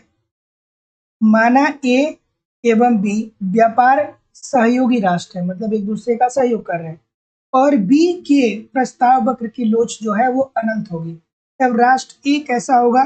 तो जैसा कि मैं देख पा रहा हूँ, क्या उत्तर आ रहा है भाई? बी की तरफ बहुत सारे लोग जा रहे हैं। और कोई? और कोई? तो इसके लिए तो दोस्तों आपको ईमानदारी से कॉन्सेप्ट पढ़ना पड़ेगा, क्योंकि इसको एक लाइन में डिस्क्राइब नहीं किया जा सकता है, ठीक है। तो माना ए एवं बी व्यापार सहयोगी राष्ट्र हैं, यदि राष्ट्र बी के प्रस्ताव वक्र की लोच अनंत होगी, तब ऐसी स्थिति में जो दोस्तों राष्ट्र ए होगा, ये क्या होगा दोस्तों? छोटा होगा। तो जितने लोग भी ऑप्शन नंबर क्या बोल रहे हैं, ए बोल रहे हैं, सभी लोग का उत्तर यहाँ पे बिल्कुल ठीक हो जाएगा। Option number A according to the question this is the right answer हो जाएगा। और इसीलिए मैं बोल रहा हूँ दोस्तों कि जिन लोगों ने भी अभी तक लाइव स्टडी इलाहाबाद के मोबाइल एप्लीकेशन पे कॉन्सेप्ट की क्लास नहीं ज्वाइन किया, जरूर ज्वाइन करिए। यूपी टीजीटी पीजीटी का अलग बैच है, झारखंड टीजीटी पीजीटी का अलग बैच है। वहाँ पे मेरे द्वारा आपको सारी कॉन्सेप्ट पढ़ाई जाएगी, कुछ भी छूटेगा नहीं। ईमानदारी से एक एक क्लास को देखते रहिए, थोड़ा सा टाइम लगेगा, मेहनत करते रहेंगे। 1 घंटे एप्लीकेशन पे कॉन्सेप्ट पढ़िए, 30 मिनट नोट्स को पढ़िए, एक टेस्ट पेपर दीजिए रोज, एक प्रीवियस ईयर क्वेश्चन पेपर दीजिए। जो सारी चीजें मेरे द्वारा आपको दी जा रही हैं, ईमानदारी से वहां पे बढ़ते रहिए, यूट्यूब पे प्रैक्टिस करिए, कहीं भी इधर उधर से कुछ भी कलेक्ट करने की जरूरत नहीं पड़ेगी। एडमिशन ओपन है, एडमिशन की फीस 2,000 रुपये है दोस्तों। 2,000 रुपये आपको यहाँ पे पेमेंट करना पड़ेगा इस नंबर पे, गूगल पे, फोन पे या पेटीएम के माध्यम से, और इसका स्क्रीनशॉट आपको इसी व्हाट्सएप नंबर पे सेंड करना होगा। चलिए भाई, बताइए इस प्रश्न का उत्तर कि अंतर उद्योग मॉडल आधारित है, किस पे आधारित है भाई? ऑप्शन नंबर, जैसा कि मैं देख पा रहा हूँ, एक ही तरफ बहुत सारे लोग जा रहे भाई, बहुत महानुभाव एक ही तरफ जा रहे हैं। इनमें क्या है? तुलनात्मक लागत सिद्धांत। कैसे होगा भाई? अंतर उद्योग व्यापार मॉडल है जो दोस्तों, ये उत्पाद विभेद पे आधारित है, ठीक है। अंतर उद्योग मतलब उद्योगों में क्या हो रहा है, एक तरीके से अंतर हो रहा है। अगर जो आसान भाषा में याद करें तो अंतर उद्योग मतलब अलग अलग उद्योग। तो यहाँ पे जो अलग अलग उद्योग होंगे, उसमें उत्पाद भी तो अलग अलग होंगे भैया, उत्पाद विभेद होगा ना। तो कितने सारे लोग गलत कर रहे हैं भाई, ये में क्या है ऐसा? तुलनात्मक लागत सिद्धांत थोड़ी ना होगा, ये उत्पाद विभेद होगा। तो जितने लोग भी पलट रहे हैं डी की तरफ, आप लोग ठीक है, आज के बाद गलत ना करिए, ठीक है। आज के बाद गलती नहीं होनी चाहिए। तो मतलब क्या है, एक तरीके से याद रख सकते हैं कि अंतर उद्योग मतलब उद्योगों में क्या हो रहा है, अंतर हो रहा है। और उद्योगों में अंतर है जब, तो भैया जाहिर सी बात है कि उत्पाद का क्या होगा, विभेद विभेद होगा।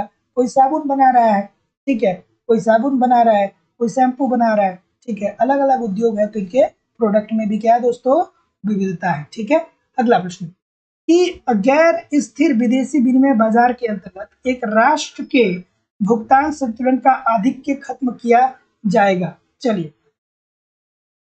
बिल्कुल ठीक है, क्या उत्तर हो जाएगा? ठीक है,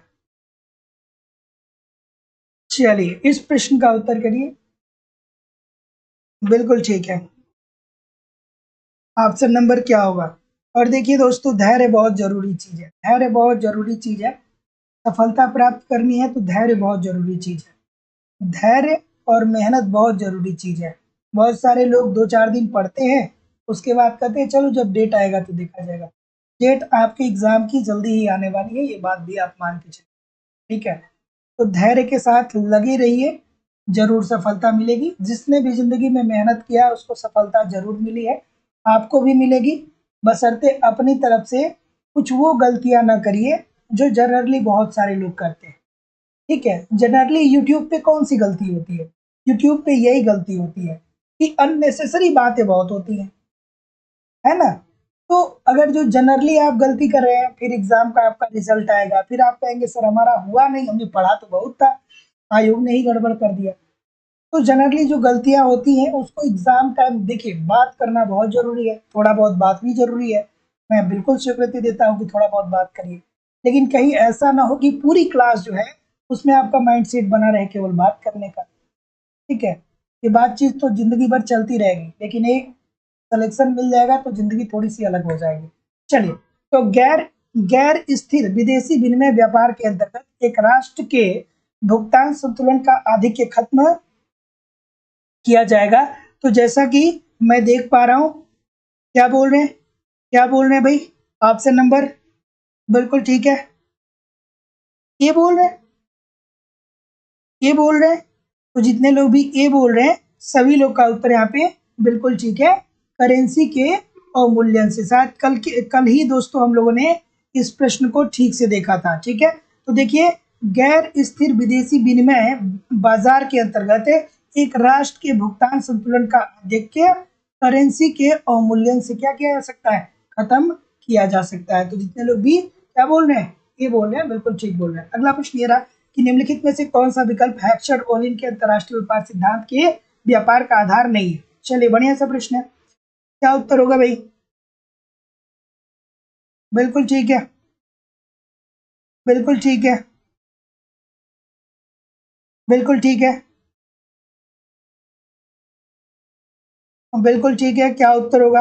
ऑप्शन नंबर, बिल्कुल। तो निम्नलिखित में से कौन सा विकल्प हैक्सर ओलिन के अंतरराष्ट्रीय व्यापार सिद्धांत में व्यापार का आधार नहीं है? नहीं की बात कर रहे हैं, ध्यान से देखिएगा, गलती नहीं होना चाहिए। नहीं की बात हो रहा है, गलती नहीं होना चाहिए। बिल्कुल ठीक है, बिल्कुल ठीक है, बिल्कुल ठीक है, बिल्कुल ठीक है। फिर जब हेक्सर ओलिन आया तो आपको याद आना चाहिए भाई, क्या कहते हैं, क्यों व्यापार होता है? आपके पास प्रचुर जो साधन है उससे संबंधित आप क्या करिए, व्यापार करिए। जिस श्रम में आप दक्ष है उसी श्रम को लगा करके आप क्या करिए, उत्पादन करके व्यापार करिए। तो यहाँ पे जितने लोग भी क्या बोल रहे हैं दोस्तों, डी बोल रहे हैं, सब गलत हो गए। ये पैमाने की मितव्यताओं के अंतर की बात नहीं करते हैं। तो ऑप्शन नंबर सी होगा, न कि ऑप्शन नंबर डी होगा। सभी लोग डी बोल रहे हैं, सब गलत, सब गलत, सब गलत। ठीक है, ये क्या होगा दोस्तों, पैमाने की मितव्यताओं का अंतर। ठीक है, ये पढ़े हैं क्या आप कभी पढ़े हैं क्या? ये हेक्सर ओलिन के सिद्धांत के अंतर्गत है, आपने कभी पैमाने की अमितव्यताओं का अंतर पढ़ा है क्या? ठीक है, तो जितने लोग भी ऑप्शन नंबर सी बोल रहे हैं, सभी लोग का उत्तर यहाँ पे बिल्कुल ठीक हो जाएगा। तो निम्नलिखित में से कौन सा विकल्प हेक्सर ओलिन के अंतरराष्ट्रीय व्यापार सिद्धांत के आधार व्यापार का आधार नहीं है? तो पैमाने की मितव्यताओं में अंतर, option number C, this is the right answer हो जाएगा। अगला प्रश्न आपके सामने ये रहा, अटार्की से क्या तात्पर्य है? बहुत अच्छा सा प्रश्न है भाई, कि अटार्की क्या होता है? अटार्की क्या होता है? अटार्की क्या होता है भाई? अटार्की बताइए, अटार्की क्या होता है? बिल्कुल ठीक है, अटार्की क्या होता है कमेंट करके बताइए। बिल्कुल ठीक है। ऑप्शन नंबर, बिल्कुल, अटार्की क्या होता है? तो जैसा कि मैं देख पा रहा हूँ, क्या उत्तर आ रहा है भाई? बिल्कुल ठीक है। तो जितने लोग भी बोल रहे हैं कि सर ये बाजार की सॉरी व्यापार की अनुपस्थिति, ठीक है, अगर जो व्यापार की अनुपस्थिति हो तो इसी अवस्था को हम क्या बोलते हैं? अटार्की बोलते हैं। तो ऑप्शन नंबर ए जितने लोग भी करेंगे वो ठीक करेंगे। बिल्कुल ठीक है। तो अटार्की का मतलब क्या है कि जो व्यापार है वो अनुपस्थित है। Option number A this is the right answer हो जाएगा। अगला प्रश्न, सूची 1 को सूची 2 के साथ सुमेलित करिए। बिल्कुल ठीक है। सूची 1 को सूची 2 के साथ सुमेलित करना। और जितने लोग भी चैनल को सब्सक्राइब नहीं किया है, सब्सक्राइब करके बेल आइकन को जरूर टिक कर लीजिए। फिर कहाँ से उठा के लाए हैं ये प्रश्न? मेरा काम आप लोग के सामने प्रश्न लाने का है, आपका काम है अटेम्प्ट करना, ठीक है? क्या बहुत कॉम्प्लिकेटेड है क्या आज के सेशन? आज का सेशन बहुत कॉम्प्लिकेटेड है क्या? ऐसा कुछ नहीं है, ऐसे प्रश्न पूछे जाते हैं आपके एग्जाम में। हाँ, थोड़ा सा आज का सेशन टफ है, ये बात मैं मानूंगा कि आज का सेशन थोड़ा सा टफ है, बट कोई दिक्कत नहीं है, ठीक है। चलिए इस प्रश्न का उत्तर करिए। क्या उत्तर होगा भाई? ऑप्शन नंबर, बिल्कुल ठीक है, बिल्कुल ठीक है। तो क्या बोल रहे हैं? द वेल्थ ऑफ नेशन, ये तो इजी सी बात है भाई। वेल्थ ऑफ नेशन तो सबको पता होगा, तो ये कहाँ पे टफ है? ये तो इजी सा है। वेल्थ ऑफ नेशन किसकी है भैया? किसकी है? कोई ऐसा महानुभाव है जो ना बता पाए? तो ये तो एडम स्मिथ साहब की है, कोई दिक्कत नहीं है। The pure theory of international trade in survey की बात करें दोस्तों, तो ये किसकी बात है? ये जगदीश भगवती ने ये दिया था, ठीक है। उसके बाद the theory of international trade की बात करें दोस्तों, तो ये जो है ये हैबरलर साहब की है, ये भी तो बहुत ईजी है। और principle of political economy and taxation की बात करें तो ये डेविड रिकार्डो साहब का है, ठीक है। तो क्या उत्तर आ रहा है? बिल्कुल ठीक है, बिल्कुल। तो याद रखिएगा द वेल्थ ऑफ नेशन सबको पता होगा, बचपन से पढ़ते आए हैं एडम स्मिथ को। The pure theory of international trade and सर्वे की बात करें तो Jagdish Bhagwati. The theory of international trade की बात करें तो है बर्लर साहब आ जाते हैं। और principle of political economy and taxation की बात करें तो ये आते हैं दोस्तों कौन? David Ricardo. अगला, निम्नलिखित में से कौन सा राजकोषीय नीति के लिए प्रासंगिक नहीं है? राजकोषीय नीति के लिए कौन सा प्रासंगिक नहीं है? कल का सेशन इजी था, बिल्कुल ठीक है, कल का जो सेशन था वो इजी था, आज का सेशन बिल्कुल ठीक है।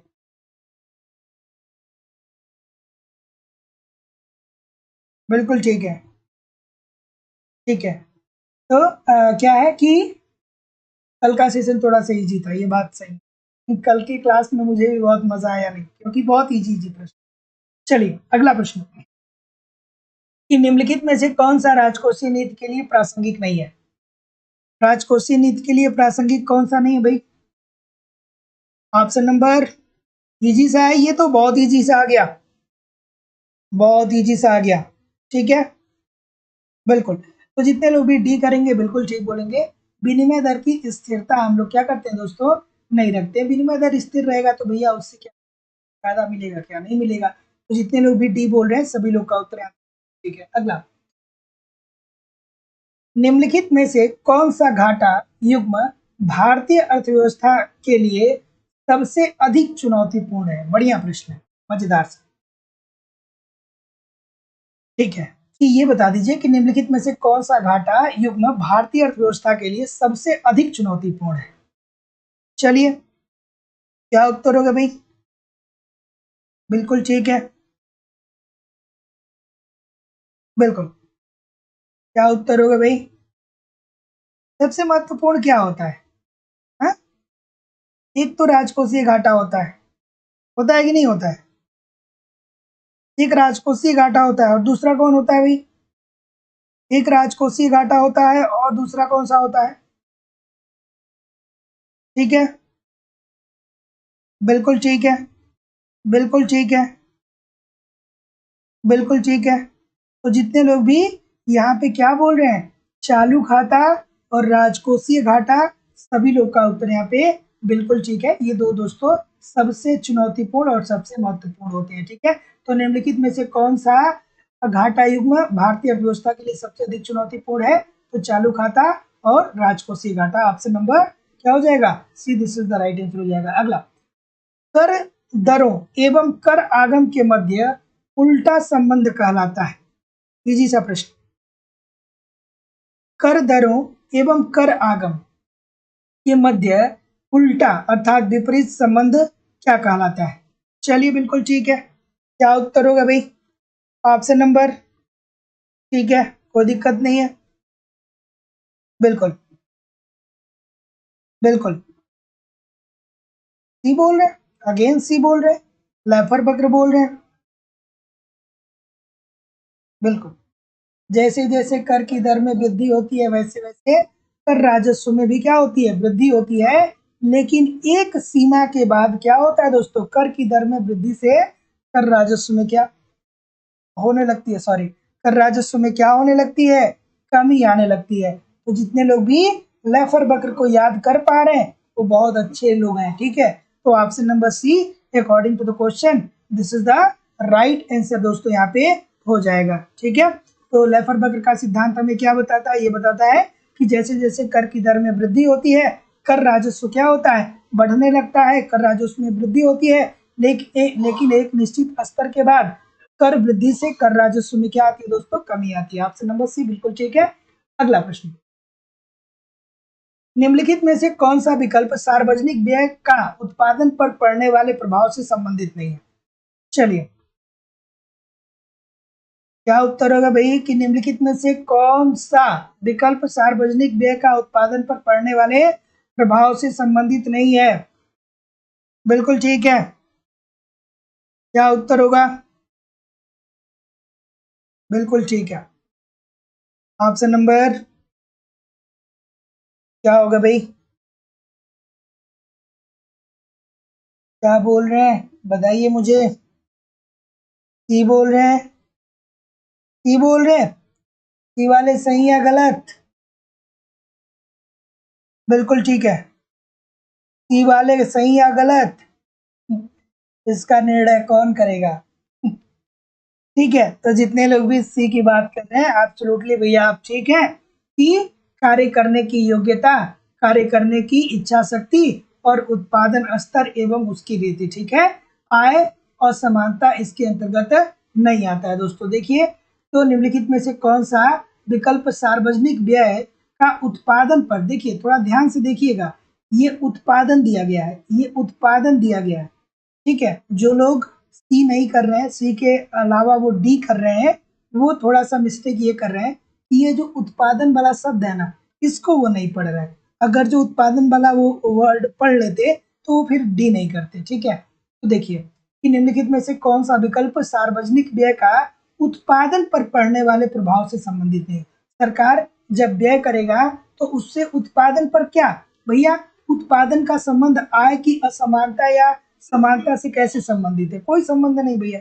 उत्पादन पर पड़ने वाले प्रभाव हो सकता है कि कार्य की योग्यता में कमी, कार्य की योग्यता में वृद्धि आए, कार्य करने की इच्छा शक्ति लोगों की बढ़ेगी और उत्पादन का स्तर और रीति जो होगा उसमें वृद्धि आएगी। तो option number C, this is the right answer हो जाएगा। अगला प्रश्न, कि निम्नलिखित में से कौन सा उत्पादक सार्वजनिक होना चाहिए? सार्वजनिक व्यय है, ठीक है। निम्नलिखित में से कौन सा उत्पादन सार्वजनिक व्यय होना चाहिए? थोड़ा मिस्टेक दिया गया है, ठीक है। चलिए, क्या उत्तर होगा भाई? बताइए इस प्रश्न का उत्तर। बिल्कुल ठीक है, बिल्कुल ठीक है, बिल्कुल इजी सी बात है, इजी सी बात है। गलती नहीं होना चाहिए, गलत नहीं होना चाहिए। गलत क्यों कर रहे हैं भाई? क्यों कर रहे हैं? इस प्रश्न का भाव ये है कि कौन सा सार किस जो सरकार सार्वजनिक व्यय करती है उसमें उत्पादक कौन है? ध्यान से देखिए, प्रश्न की मतलब थोड़ा सा लिखा जो गया है वो कॉम्प्लिकेटेड भले से लिखा गया है, लेकिन है प्रश्न बहुत इजी। कौन सा सार्वजनिक व्यय उत्पादक है। बेसिकली इसको ये लिखना चाहिए, थोड़ा सा क्रम को चेंज कर दिया है। तो निम्नलिखित में से कौन सा उत्पादक सार्वजनिक व्यय, ये नहीं लिखना चाहिए, कौन सा सार्वजनिक व्यय जो है वो उत्पादक है, ये लिखना चाहिए था उसको। तो जितने लोग भी यहाँ पे क्या बोल रहे हैं, सी बोल रहे हैं, सभी लोग का उत्तर यहाँ पे बिल्कुल ठीक है दोस्तों। क्योंकि जब सरकार शिक्षा पे व्यय करेगा तो लोग क्या होंगे, शिक्षित होंगे। शिक्षित होंगे तो लोगों का क्या होगा, कौशल विकास होगा। जब लोगों का कौशल विकास होगा दोस्तों, तो आगे चल के क्या करेंगे कि वो उत्पादन कुशलता उनके अंतर्गत आएगी। तो ऑप्शन नंबर जितने लोग भी सी बोल रहे हैं, सभी लोग का उत्तर यहाँ पे बिल्कुल ठीक हो जाएगा, है ना। अगला प्रश्न, सूची 1 को सूची 2 के साथ सुमेलित करिए। मोस्ट इंपॉर्टेंट प्रश्न है दोस्तों। एक बार सेशन को लाइक और शेयर जरूर कर दिया करिए। देखिए इतने सारे लोग क्लास देख रहे हैं, फिर भी लाइक और शेयर की संख्या बहुत कम है। निवेदन है कि एक बार लाइक और शेयर जरूर किया करिए। प्रत्येक दिन शाम को 7 बजे से आपकी क्लास होती है, तो आप रेगुलर क्लास ज्वाइन कर सकते हैं, ठीक है। चलिए बताइए क्या उत्तर होगा भाई। बिल्कुल ठीक है, सार्वजनिक यातायात। सार्वजनिक यातायात ये क्या होता है भैया, एक मेरिट वस्तुएं होती हैं। और मेरिट वस्तुओं की प्रॉपर्टीज क्या होती है, मेरिट वस्तुएं ऐसी वस्तुएं होती हैं जो होती तो सार्वजनिक है, लेकिन फिर भी आपको क्या करना पड़ता है, उसके लिए कुछ न कुछ आपको शुल्क देना पड़ता है। तो जो सार्वजनिक यातायात है ये क्या है, मेरिट वस्तुएं। मेरिट वस्तुएं होती है क्या, ये सार्वजनिक वस्तुओं का ही एक पार्ट होता है, ठीक है। होती तो सार्वजनिक ही है, लेकिन इसके लिए आपको क्या करना पड़ता है, कुछ ना कुछ फीस देना पड़ता है। हवा जो है ये क्या है भैया, हवा जो है आपका ये सार्वजनिक वस्तु है, सबके लिए है, कोई फीस नहीं लिया जाएगा आपसे। भोजन जो है वो निजी वस्तुएं हैं, है कि नहीं है। भोजन आप करेंगे तो इसके लिए आप पैसा देंगे, और जब आप पैसा पेमेंट करेंगे तो ये आपकी निजी वस्तुएं हो गई।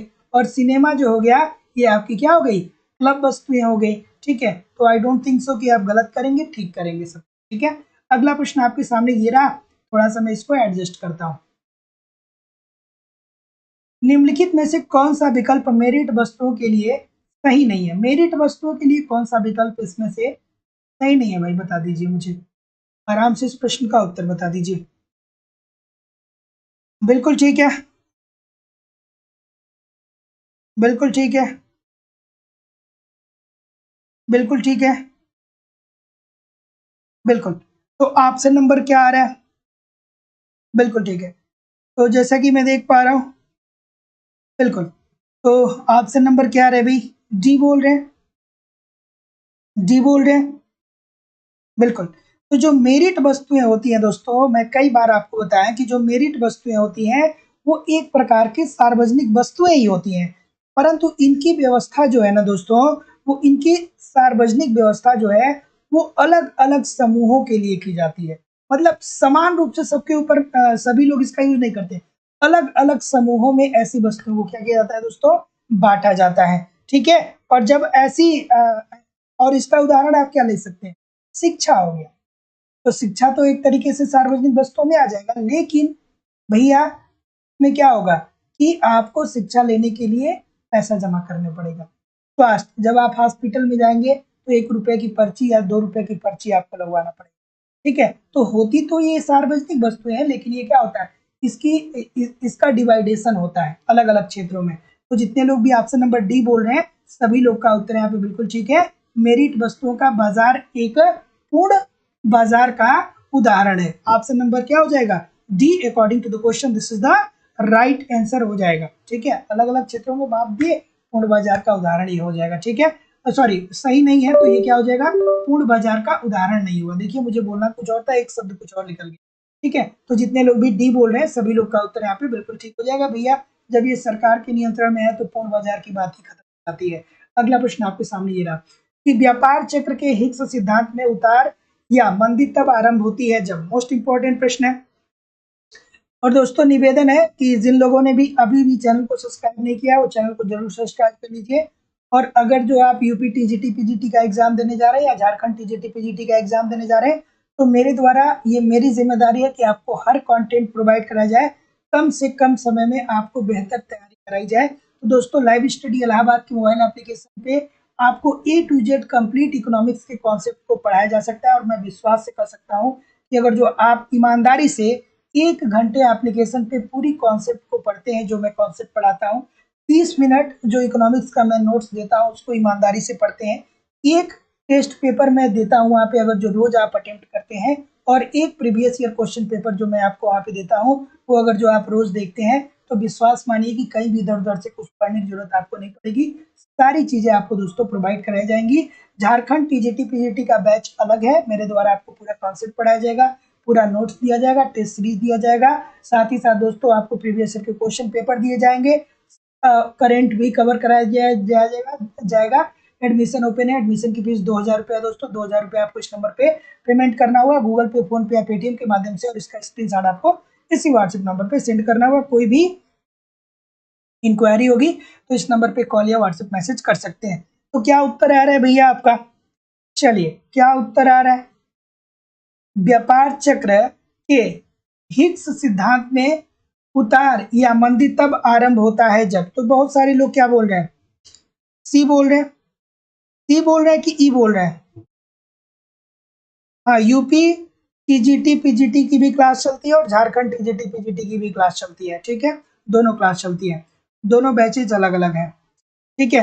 तो जितने लोग भी क्या बोल रहे हैं भैया, सी नहीं ई होगा, कि उत्प्रेरित निवेश के जो पहले के प्रभाव होते हैं, ठीक है, पाश्चात्य प्रभाव जो होते हैं वो खत्म हो जाते हैं। ऑप्शन नंबर ई जितने लोग भी कर रहे हैं सभी लोग का उत्तर यहाँ पे बिल्कुल ठीक है। और हिग्स का जो व्यापार चक्र है दोस्तों, वो गुणक व त्वरक के अंतः क्रिया पे आधारित है। अगर जो ये बात आपको पता होती तो आप ये प्रश्न आराम से कर लिए होते, ठीक है।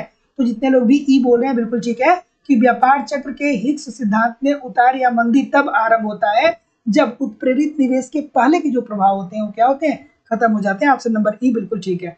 अगला, गुणक की केंसियन अवधारणा के प्रभाव को व्यक्त करती है। चलिए भाई, बढ़िया सा प्रश्न बताइए। यूपी पीजीटी की टीजीटी पीजीटी की क्लास दिन में 1 बजे होती है, दिन में 1 बजे क्लास होती है, और अगर जो किसी कारणवश आप क्लास को मिस करते हैं तो वीडियो रिकॉर्डेड भी पड़ी रहती है, आप अपने साथ देख सकते हैं, ठीक है, बिल्कुल ठीक है। चलिए, क्या उत्तर हो जाएगा? बिल्कुल ठीक है। अंसारी साहब फिर से ब्लॉक हो जाएंगे। गुणक की केंसियन अवधारणा के प्रभाव को व्यक्त करती है। चलिए भाई, क्या उत्तर होगा? आरिफ कौन? अच्छा, एक बात मुझे बताइए कि रोजगार गुणक की अवधारणा किसने दिया था, याद आया? आरिफ कौन ने दिया था ना रोजगार गुणक की अवधारणा, ठीक है। तो जितने लोग भी ऑप्शन नंबर क्या बोल रहे हैं, जी बोल रहे हैं, सभी लोग का उत्तर बिल्कुल ठीक है। रोजगार गुणक की अवधारणा आरिफ कौन ने दिया था, और निवेश गुणक की बात जो हमारे किन साहब हैं उन्होंने कहा था। तो जितने लोग भी क्या बोल रहे हैं, जी बोल रहे हैं, सभी लोग का उत्तर यहाँ पे बिल्कुल ठीक हो जाएगा, आय पर निवेश, ठीक है। आय पर रोजगार गुणक आरिफ कौन, और निवेश गुणक ये किन साहब इसकी बात करते हैं। तो गुणक का केंसियन अवधारणा जो है आय पर निवेश के प्रभाव को व्यक्त करता है। तो option number D according to question this is the right answer हो जाएगा। अगला प्रश्न, कि अर्थव्यवस्था में मुद्रा का वास्तविक स्टॉक के कारण बढ़ता है। मुद्रा में वास्तविक अर्थव्यवस्था में मुद्रा का जो वास्तविक स्टॉक होता है वो किसके कारण बढ़ता है भैया, बताइए। चलिए बताइए इस प्रश्न का उत्तर, क्या उत्तर होगा? बिल्कुल ठीक है। वास्तविक वास्तविक स्टॉक क्यों बढ़ेगा यार, छोटी सी बात है, गलत ना करिए। बिल्कुल ठीक है बबीता जी, मैं आपके प्रॉब्लम को चेक करा रहा हूँ, ठीक है, मैं आपके प्रॉब्लम को चेक करा रहा हूँ, आप बिल्कुल परेशान ना हो, ठीक है। चलिए, तो क्या उत्तर होगा भाई?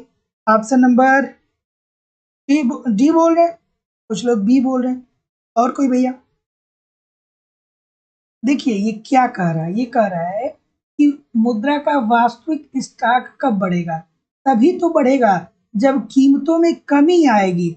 ऑप्शन नंबर डी होगा ना, छोटी सी बात है, बहुत सारे लोग बी बोल रहे हैं, क्योंकि मुद्रा का जो मूल्य होता है और वास्तविक मुद्रा अर्थात जो कीमतें होती हैं, इसमें व्युत्क्रमानुपाती संबंध पाया जाता है। आपने बहुत बार पढ़ा होगा कि मुद्रा का वास्तविक स्टॉक और कीमतों में क्या पाया जाता है, व्युत्क्रमानुपाती संबंध पाया जाता है, अर्थात एक तरीके से कह सकते हैं कि उल्टा संबंध पाया जाता है। तो वास्तविक स्टॉक, मुद्रा का वास्तविक स्टॉक तभी बढ़ेगा जब कीमतों में क्या आ जाएगी, कमी आ जाएगी। तो ऑप्शन नंबर डी जितने लोग भी बोल रहे हैं सभी लोग का उत्तर यहाँ पे बिल्कुल ठीक हो जाएगा। इसका मतलब यही तो होता है ना कि जब कीमतें कम होती हैं तो मुद्रा का मूल्य क्या होता है दोस्तों, बढ़ जाता है। ठीक है, कीमतें कम होगी मुद्रा का मूल्य बढ़ जाएगा, कीमतें ज्यादा होंगी मुद्रा का मूल्य क्या हो जाएगा, कम हो जाएगा। ये सारी चीजें तो बहुत बार देखा गया है, फिर गलत क्यों हो रहा है। अगला, मुद्रा की लेन देन मांग। चलिए बढ़िया प्रश्न बताइए, मुद्रा की लेन देन मांग, क्या कहना है भाई इस प्रश्न का। बिल्कुल ठीक है,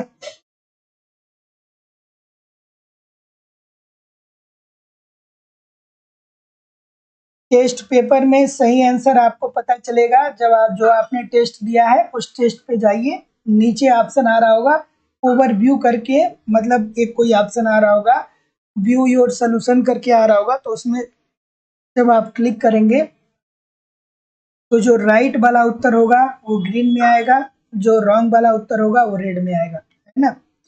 और बाकी मैं पीडीएफ अपलोड कर दूंगा बहुत जल्दी ही, तो पीडीएफ के द्वारा ही आप के द्वारा भी आप उत्तर देख सकते।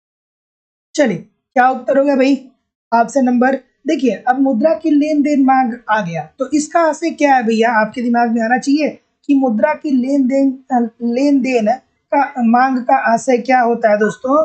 तो ये मुद्रा की उस मात्रा से होता है जो लोग दैनिक जीवन में वस्तुओं को लेन देन के लिए क्या करते हैं, ऐसी मुद्रा को जो लोग दैनिक जीवन में वस्तुओं की लेन देन के लिए प्रयोग करते हैं। ठीक है, तो ऑप्शन नंबर क्या हो जाएगा दोस्तों, तो जितने लोग भी सी बोल रहे हैं एब्सोल्युटली ठीक बोल रहे हैं कि आय के व्युत्क्रम में और ब्याज दर के अनुक्रम में क्या होता है, परिवर्तित होता है। Option number C according to the question this is the right answer हो जाएगा। अगला प्रश्न कि मुद्रास्फीति की अवधि में आरबीआई के लिए उपयुक्त नीति क्या होगी। चलिए भाई, मुद्रास्फीति अगर जो है सबमिट के बाद व्यू योर सोल्यूशन वाले सेक्शन में देखिए आपको पता चल जाएगा, जब आपने सबमिट किया होगा उसके बाद व्यू योर सोल्यूशन में देखिए आपको पता चल जाएगा। हाँ, नीचे जब स्लाइड करेंगे तो वहां पे आपको मिलेगा। ठीक है, थोड़ा सा एप्लीकेशन पे आप लोग भी थोड़ा सा 2-4-10 मिनट क्या करिए कि टेक्नोलॉजी को देख लीजिए। ठीक है, चलिए बिल्कुल ठीक है, ऑप्शन नंबर क्या उत्तर होगा, बिल्कुल ठीक है, बिल्कुल ठीक है, डी बोल रहे हैं, डी बोल रहे हैं, तो जितने लोग भी डी बोल रहे हैं सभी लोग का उत्तर यहाँ पे बिल्कुल ठीक है। सरकारी प्रतिभूतियों का ये क्या करता है दोस्तों, विक्रय करता है। इसको तो हम लोगों ने बहुत बार देखा है। तो मुद्रास्फीति की अवधि में आरबीआई के लिए उपयुक्त नीति होगी सरकारी प्रतिभूतियों को बेचना। ऑप्शन नंबर डी बहुत बार देखा गया है, आगे देखेगा। रोजगार गुणक और निवेश गुणक याद आना चाहिए, रोजगार गुणक और निवेश गुणक याद आना चाहिए, है कि नहीं। रोजगार गुणक की अवधारणा किसने दी थी, निवेश गुणक की अवधारणा किसने दी थी। ठीक है, बिल्कुल ठीक है, बिल्कुल ठीक है। Delta N upon delta I, sorry delta N upon delta N one याद आना चाहिए। क्या उत्तर होगा भाई, ऑप्शन नंबर। कोई गलत करेगा, कोई गलत करेगा, नहीं करेगा ना। ठीक है, कब प्रस्तुत किया गया था, 1931 में। निवेश गुणक किसने प्रस्तुत किया था, अभी बताया हूँ, कमेंट करके बताइए। ये रोजगार गुणक की बात हुई, निवेश गुणक किसने प्रस्तुत किया था, कमेंट करके बताइए। सामान्य साम्यावस्था विश्लेषण में डॉन पेटिनिकन ने कौन सी अवधारणा प्रस्तुत की थी भाई, बिल्कुल ठीक है, रोजगार गुणक में कौन सा आपको याद रखिएगा, निवेश गुणक में किन सा आपको याद रखिएगा। ठीक है, बहुत कंफ्यूजन होता है।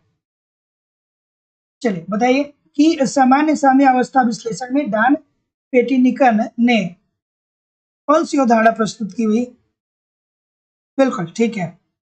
चलिए क्या उत्तर होगा, बिल्कुल ठीक है। तो जैसा कि मैं देख पा रहा हूँ बी की तरफ बहुत सारे लोग जा रहे हैं। वास्तविक संतुलन प्रभाव की बात कर रहे हैं क्या, बिल्कुल ठीक है। तो वास्तविक संतुलन प्रभाव की बात इन्होंने कब किया था दोस्तों, 1956 में किया था। तो option number B according to the question this is the right answer हो जाएगा। इन्होंने एक अपनी लेख लिखी थी मनी इंटरेस्ट एंड प्राइस, ये भी याद रखिएगा, पूछता है कि मनी इंटरेस्ट एंड प्राइस ये किसकी पुस्तक है, तो ये है दोस्तों डैन पेचनिकन की है, और इसी में इन्होंने वास्तविक संतुलन प्रभाव के बारे में चर्चा किया है। अगला प्रश्न, कि सकल राष्ट्रीय उत्पाद और सकल घरेलू उत्पाद के बीच का अंतर क्या होता है? इजी सा प्रश्न है। और दोस्तों झारखंड से जितने लोग भी जुड़े हैं, आपसे मैं बता दूं कि आपको इंडियन इकोनॉमी बहुत अच्छे से तैयार करना है, ठीक है। अभी मैं आपको जो टॉपिक पढ़ा रहा हूँ वो ठीक है, अभी हम लोग बाजारों में कीमत निर्धारण को पढ़ रहे हैं, लेकिन जैसे ही ये सारी क्लासेस आपकी इधर की खत्म हो जाएगी, फिर हम लोग व्यापक रूप से एंट्री करेंगे इंडियन इकोनॉमी में, और ए टू जेड हर छोटी छोटी चीजों को पढ़ेंगे, क्योंकि इंडियन इकोनॉमी का वेटेज बहुत होने वाला है आपके एग्जाम में, ठीक है। चलिए, क्या उत्तर होगा भाई? तो जैसा कि मैं देख पा रहा हूँ, बिल्कुल ठीक है, बिल्कुल ठीक है। ऑप्शन नंबर ई बोल रहे हैं, ई बोल रहे हैं, बहुत सारे लोग ई बोल रहे हैं, तो जितने लोग भी ई बोल रहे हैं सभी लोग का उत्तर यहाँ पे बिल्कुल ठीक है, कि विदेशों में निवल विदेशों में निवल विदेशी है, ठीक है। तो सकल राष्ट्रीय उत्पाद अर्थात जीएनपी और सकल घरेलू उत्पाद अर्थात जीडीपी के बीच का अंतर होता है विदेशों से निवल आय, ठीक है। तो option number E, this is the right answer यहाँ पे हो जाएगा। मैंने कई बार कहा कि इसको थोड़ा सा लिख के प्रैक्टिस करिए, बहुत सारे लोग करते हैं, कुछ लोग नहीं भी मानते हैं मेरी बात को, ठीक है, बट क्या करूं। अगला प्रश्न आपके सामने ये रहा, टीचर की हर बात को कौन सा स्टूडेंट माना है आज तक? नहीं माना है, ठीक है। वो एक दूसरा युग हुआ करता था जब लोग मानते थे, अब लोग नहीं मानते। मैंने बहुत सारे लोगों से कहा कि थोड़ा सा नोट्स बनाइए, आपके एग्जामिनेशन के टाइम के लिए बहुत हेल्पफुल होगा। कुछ लोगों ने बनाया, कुछ लोगों ने नहीं बनाया। मैंने बोला कि जो भी फार्मूला टाइप का चीज़ें बनता है उसको एक जगह नोट करके लिखे रहिए, ये एग्ज़ाम के टाइम में आपका समय बचाएगा, आपका बहुत सारा समय बचा देगा। कुछ लोग किए, कुछ लोग नहीं किए। अगला प्रश्न, कि व्यक्तिगत आय में इनमें से किसे छोड़कर अन्य सभी को शामिल करते हैं? तो जैसा कि मैं देख पा रहा हूँ, क्या उत्तर आ रहा है? तो जितने लोग भी क्या बोल रहे हैं, अपरिवर्तित कारपोरेट लाभ, इसको दोस्तों हम लोग कहाँ व्यक्तिगत आय के अंतर्गत अपरिवर्तित कारपोरेट लाभ को कहाँ शामिल? तो जितने लोग भी ऑप्शन नंबर डी क्या बोल रहे हैं दोस्तों, एक सेकेंड, एक सेकेंड, हाँ ठीक है। तो जितने लोग भी नहीं दिया नहीं है ना, शामिल होते हैं, ठीक है, शामिल होते हैं, तो जितने लोग भी डी बता रहे हैं सभी लोग का उत्तर यहाँ पे बिल्कुल ठीक हो जाएगा। मुझे लगा है कि वहां पे नहीं दिया है। अगला, जब उत्पादन कारकों को उसके सीमांत उत्पादों के अनुसार भुगतान किया जाता है, तो गैप दे दिया गया है कि अनुसार कुल उत्पादन सही सही निःशेष हो जाता है। चलिए अगला सा प्रश्न है, बिल्कुल ठीक है।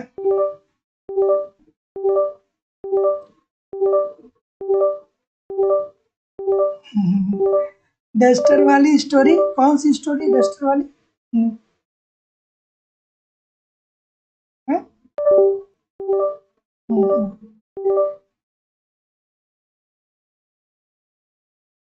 ठीक है, कौन सी स्टोरी मुझे याद नहीं आ रही है। ठीक है, चलिए बताइए इस प्रश्न का उत्तर। ऑप्शन नंबर क्या होगा भाई? ऑप्शन नंबर बी बोल रहे हैं, बी बोल रहे हैं, यूलर प्रमेय। सभी लोग का उत्तर यहाँ पे बिल्कुल ठीक हो जाएगा। Option number B, according to the question this is the right answer हो जाएगा, कि जब उत्पादन कारकों को उसके सीमांत उत्पादों के अनुसार भुगतान किया जाता है, तो यूलर प्रमेय के अनुसार कुल उत्पादन सही सही निःशेष रह जाता है। ऑप्शन नंबर क्या हो जाएगा?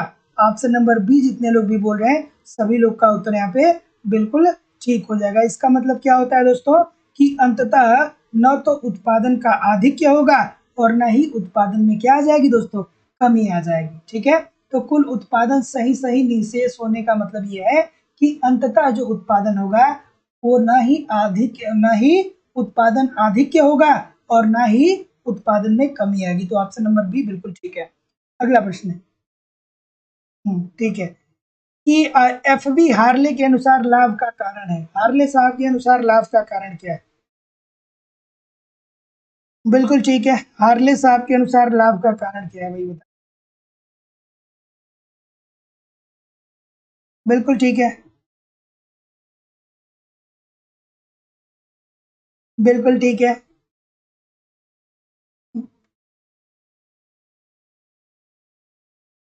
अच्छा अच्छा अच्छा। चलिए ठीक है। चलिए, तो स्टोरी मालूम ही है तो फिर सुनने की क्या जरूरत। अब शायद उस मूड में है भी नहीं कि कोई कहानी सुना दे। ठीक है, किसी दिन मूड में होंगे सुना देंगे, क्योंकि माइंडसेट हमेशा अलग अलग होता है ना। चलिए, अब क्लास को जल्दी खत्म करना है क्योंकि 9 बजे पॉलिटी वाले सर आ जाएंगे। तो देखिए, एफ बी हार्ले के अनुसार लाभ का कारण क्या होता है। तो हार्ले साहब क्या कहते हैं भैया। हार्ले साहब ये कहते हैं कि उद्यमी जो जोखिम लेता है ना, उसके जोखिम लेने की प्रकृति के वजह से ही उसको लाभ की प्राप्ति होती है। एक उद्यमी होता है, वो देखता है कि अगर जो हम उत्पादन करेंगे तो ऐसा हो सकता है कि भविष्य में हमें नुकसान भी हो सके, लेकिन फिर भी ये बात जानता रहे कि भविष्य में नुकसान हो सकता है, लेकिन उसके बावजूद भी वो उत्पादन करे, तो और इसके बाद उसे लाभ की प्राप्ति हो, तो इसे क्या बोलेंगे दोस्तों, उद्यमी की जोखिम लेने के प्रकृति के कारण जो लाभ प्राप्त होता है, मतलब जो प्रतिफल प्राप्त होता है, उसी को दोस्तों लाभ कहा किसने, एफ बी हार्ले साहब ने। ठीक है, अगला प्रश्न कि किस अर्थशास्त्री ने मुनाफे को गतिशील अधिशेष के रूप में देखा था। ठीक है। ठीक है, इस प्रश्न का उत्तर करिए भाई। का उत्तर होगा। ठीक है। हम्म। कि किस अर्थशास्त्री ने मुनाफे को गतिशील अधिशेष के रूप में देखा था। तो जैसा कि मैं देख पा रहा हूँ, इजी सा प्रश्न है, तो जितने लोग भी क्या बोलेंगे। ठीक है, जितने लोग भी क्लार्क साहब की बात कर रहे हैं ठीक बोल रहे हैं, ये तो इजी सा प्रश्न है, गतिशील अधिशेष की बात जो भी क्लार्क कर। ब्याज के आधुनिक सिद्धांत में ब्याज दर का निर्धारण किसके द्वारा होगा। चलिए भैया, ब्याज का आधुनिक सिद्धांत में ब्याज का निर्धारण कहाँ होगा बताइए। ऑप्शन नंबर, बिल्कुल ठीक है, ब्याज की संतुलित दर तथा असंतुलित आय के स्तर के उस बिंदु पे निर्धारित होता है। और ये किसके द्वारा निर्धारित होता है भैया, ये आई एस और एल एम वक्रों के द्वारा निर्धारित होता है। तो जितने लोग भी क्या बोलेंगे, बी बोलेंगे, सभी लोग का उत्तर बिल्कुल ठीक है। बहुत बार हम लोगों ने देखा है कि ब्याज के आधुनिक सिद्धांत में ब्याज दर का निर्धारण जो होगा वो आई एस एल एम वक्रों के द्वारा होता है। थोड़ा आज हम लोग क्या करेंगे दोस्तों कि थोड़ा सा एक्सप्लेनेशन कम करेंगे क्योंकि टाइम कम बचा है। अगला प्रश्न कि नौ क्लासिकी अर्थशास्त्रों के अनुसार ब्याज की दर किसके द्वारा निर्धारित होती है। चलिए, कि नौ क्लासिकी अर्थ अर्थविज्ञानियों के अनुसार ब्याज की दर किसके द्वारा निर्धारित होती है। थोड़ा सा जल्दी करते हैं दोस्तों, ऑप्शन नंबर क्या हो जाएगा। तो जितने लोग भी क्या बोल रहे हैं, बिल्कुल ठीक है, ऋण निधियों की मांग व आपूर्ति के द्वारा। सभी लोग का उत्तर यहाँ पे बिल्कुल ठीक है। तो याद रखिएगा कि नौ शास्त्रीय अर्थविज्ञानियों के अनुसार ब्याज की दर जो है वो ऋण योग्य निधियों की मांग व आपूर्ति के द्वारा निर्धारित होती है। अगला, आभासी लगान क्या है। बच्चों वाला प्रश्न आ गया, मार्शल साहब याद आने चाहिए। अधिशेषवत या आभासी लगान क्या होता है। यहाँ पे रुकने की जरूरत तो है नहीं, रुकने की जरूरत है क्या, यहाँ पे रुकने की जरूरत है क्या, नहीं होनी चाहिए। ठीक है, तो जितने लोग भी डी बोल रहे हैं कि अल्पकाल में मानव निर्मित मशीनों एवं उपकरणों से व्युत्पन्न आय। ठीक है, डी होगा कि सी होगा, थोड़ा बताइए मुझे कमेंट करके, डी होगा कि सी होगा। बहुत सारे लोग गलत कर रहे हैं, बहुत सारे लोग गलत कर रहे हैं। अरे भाई, ये वाला तो टर्म आप जरूर हमेशा याद रखिए। ठीक है, थोड़ा सा प्रश्न को ट्विस्ट करके दे दिया, अमूमन जैसे दिया दिया जाता है वैसे नहीं दिया गया है। ठीक है, तो जितने लोग भी ऑप्शन नंबर डी बोल रहे हैं ठीक बोल रहे हैं कि अधिशेषवत या आभासी लगान जो है ये अल्पकाल में मानव निर्मित मशीनों एवं उपकरणों से व्युत्पन्न आय है। ठीक है, अगला प्रश्न है कि किसने वितरण के सीमांत सिद्धांत को नियतार्थ रूप से सबसे पहले प्रस्तुत किया। वितरण की सीमांत वितरण का सीमांत सिद्धांत सबसे पहले किसने दिया था भैया बताइए। बिल्कुल ठीक है, ऑप्शन नंबर क्या होगा, बिल्कुल ठीक है। तो जितने लोग भी क्या बोलेंगे, वितरण की सीमांत सिद्धांत सर्वप्रथम प्रस्तुत किया था भैया। ऑप्शन नंबर जितने लोग भी ई बोलेंगे, डेविड रिकार्डो को। सभी लोग का उत्तर यहाँ पे दोस्तों बिल्कुल ठीक हो जाएगा। दोस्तों 2-4 प्रश्न आज रह गए तो उसको हम लोग अगले सेशन में कर लेंगे। दोस्तों जिन लोगों ने भी अभी तक लाइव स्टडी इलाहाबाद के मोबाइल एप्लीकेशन में इकोनॉमिक्स के कॉन्सेप्ट की क्लास को नहीं ज्वाइन किया है, आप जरूर ज्वाइन करिए। झारखंड टीजीटी पीजीटी का यहाँ पे अलग बैच है, यूपी टीजीटी पीजीटी का अलग बैच है। आपके सिलेबस के अनुसार सारी चीजें पढ़ाई जा रही हैं एक एक क्रम में, ठीक है। अगर जो आप ईमानदारी से पढ़ते रहेंगे ना तो कहीं भी इधर उधर से कुछ कलेक्ट करने की जरूरत नहीं पड़ेगी, सारी चीजें मेरे द्वारा आपको प्रोवाइड की जाएंगी। दोस्तों ए टू जेड आपको कॉन्सेप्ट पढ़ाए जा रहे हैं। कम से कम 1 घंटे रोज वीडियो लेक्चर जो मेरे द्वारा वहां पे दिया जा रहा है उसको देखा करिए। साथ ही साथ में कंप्लीट इकोनॉमिक्स के नोट्स आपको दिए जा रहे हैं। इकोनॉमिक्स के नोट्स के साथ समस्या होती है कि नोट्स या तो मिलते नहीं है या मिल भी जाते हैं तो बहुत कॉम्प्लिकेटेड होते हैं। तो नोट्स को कम से कम दोस्तों 30 मिनट, ये बहुत मैं मिनिमम टाइम बता रहा हूँ, ये मिनिमम टाइम बता रहा हूँ, मैक्सिमम हो सकता है तो मैक्सिमम कर सकते हैं। उसके साथ साथ दोस्तों यहाँ पे मैं बहुत सारा टेस्ट सीरीज दे रहा हूँ, तो एक टेस्ट आप रोज दीजिए जिससे आपको पता चल पाए कि आपकी तैयारी कैसे चल रही है। और साथ ही साथ प्रीवियस ईयर का क्वेश्चन पेपर भी दे रहा हूँ, तो एक पेपर को आप रोज देखिए ताकि आपको आइडिया लग सके कि आपका पेपर करेंट मेरे द्वारा कवर करा दिया जाएगा, झारखंड स्पेशल भी मेरे द्वारा करवा दिया जाएगा। वैलिडिटी ऑफ कोर्स आपकी लाइफ टाइम है, इट मीन एक बार अगर जो आप एडमिशन लेते हैं तो आप हमारे साथ तब तक बने रहेंगे जब तक कि आपका सिलेक्शन हो नहीं जाता है। और सबसे बड़ी बात है दोस्तों कि आपकी वैलिडिटी ऑफ कोर्स क्या हो जाएगी, लाइफ टाइम की होगी। एडमिशन ओपन है, एडमिशन की फीस 2000 रुपये है। तो एडमिशन लेने के लिए दोस्तों झारखंड टीजीटी पीजीटी या यूपी टीजीटी पीजीटी के लिए 2000 रुपये आपको इस नंबर पे पेमेंट करने पड़ेंगे। गूगल पे, फोन पे या पेटीएम के माध्यम से इस नंबर पे आपको पेमेंट करना होगा और इसका स्क्रीनशॉट आपको इसी व्हाट्सएप नंबर पे सेंड करना होगा। कोई भी इंक्वायरी होगी तो इस नंबर पे आप मुझे कॉल कर सकते हैं या व्हाट्सएप मैसेज कर सकते हैं।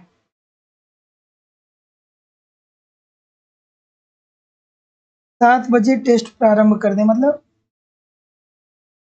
चलिए थोड़ा कमेंट पढ़ लेता हूँ। Thank you very much Seema ji, thank you very much Tasneem ji, Sunita Tiwari ji, Anil ji, Renu ji, IM ji, Vikas Kumar ji, Afsana Siddiqui जी, जूही जी, रश्मि जी, बबीता जी, प्रभु जी, निरुपमा जी, ललिता जी, वैभव जी, रागिनी जी, अनिल जी, वंदना उपाध्याय जी, ठीक है। जिसको भी ज्वाइन करना है नीचे दिए गए नंबर पे कॉल कर सकता है।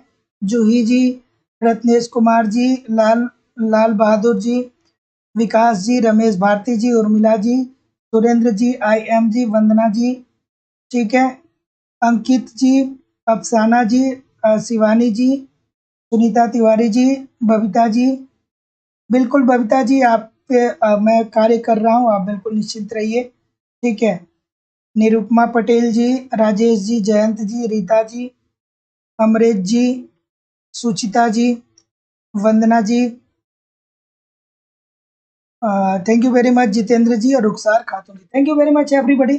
मिलते हैं नेक्स्ट क्लास में, तब तक के लिए आप पढ़ते रहिए, आगे बढ़ते रहिए दोस्तों। नमस्कार, धन्यवाद।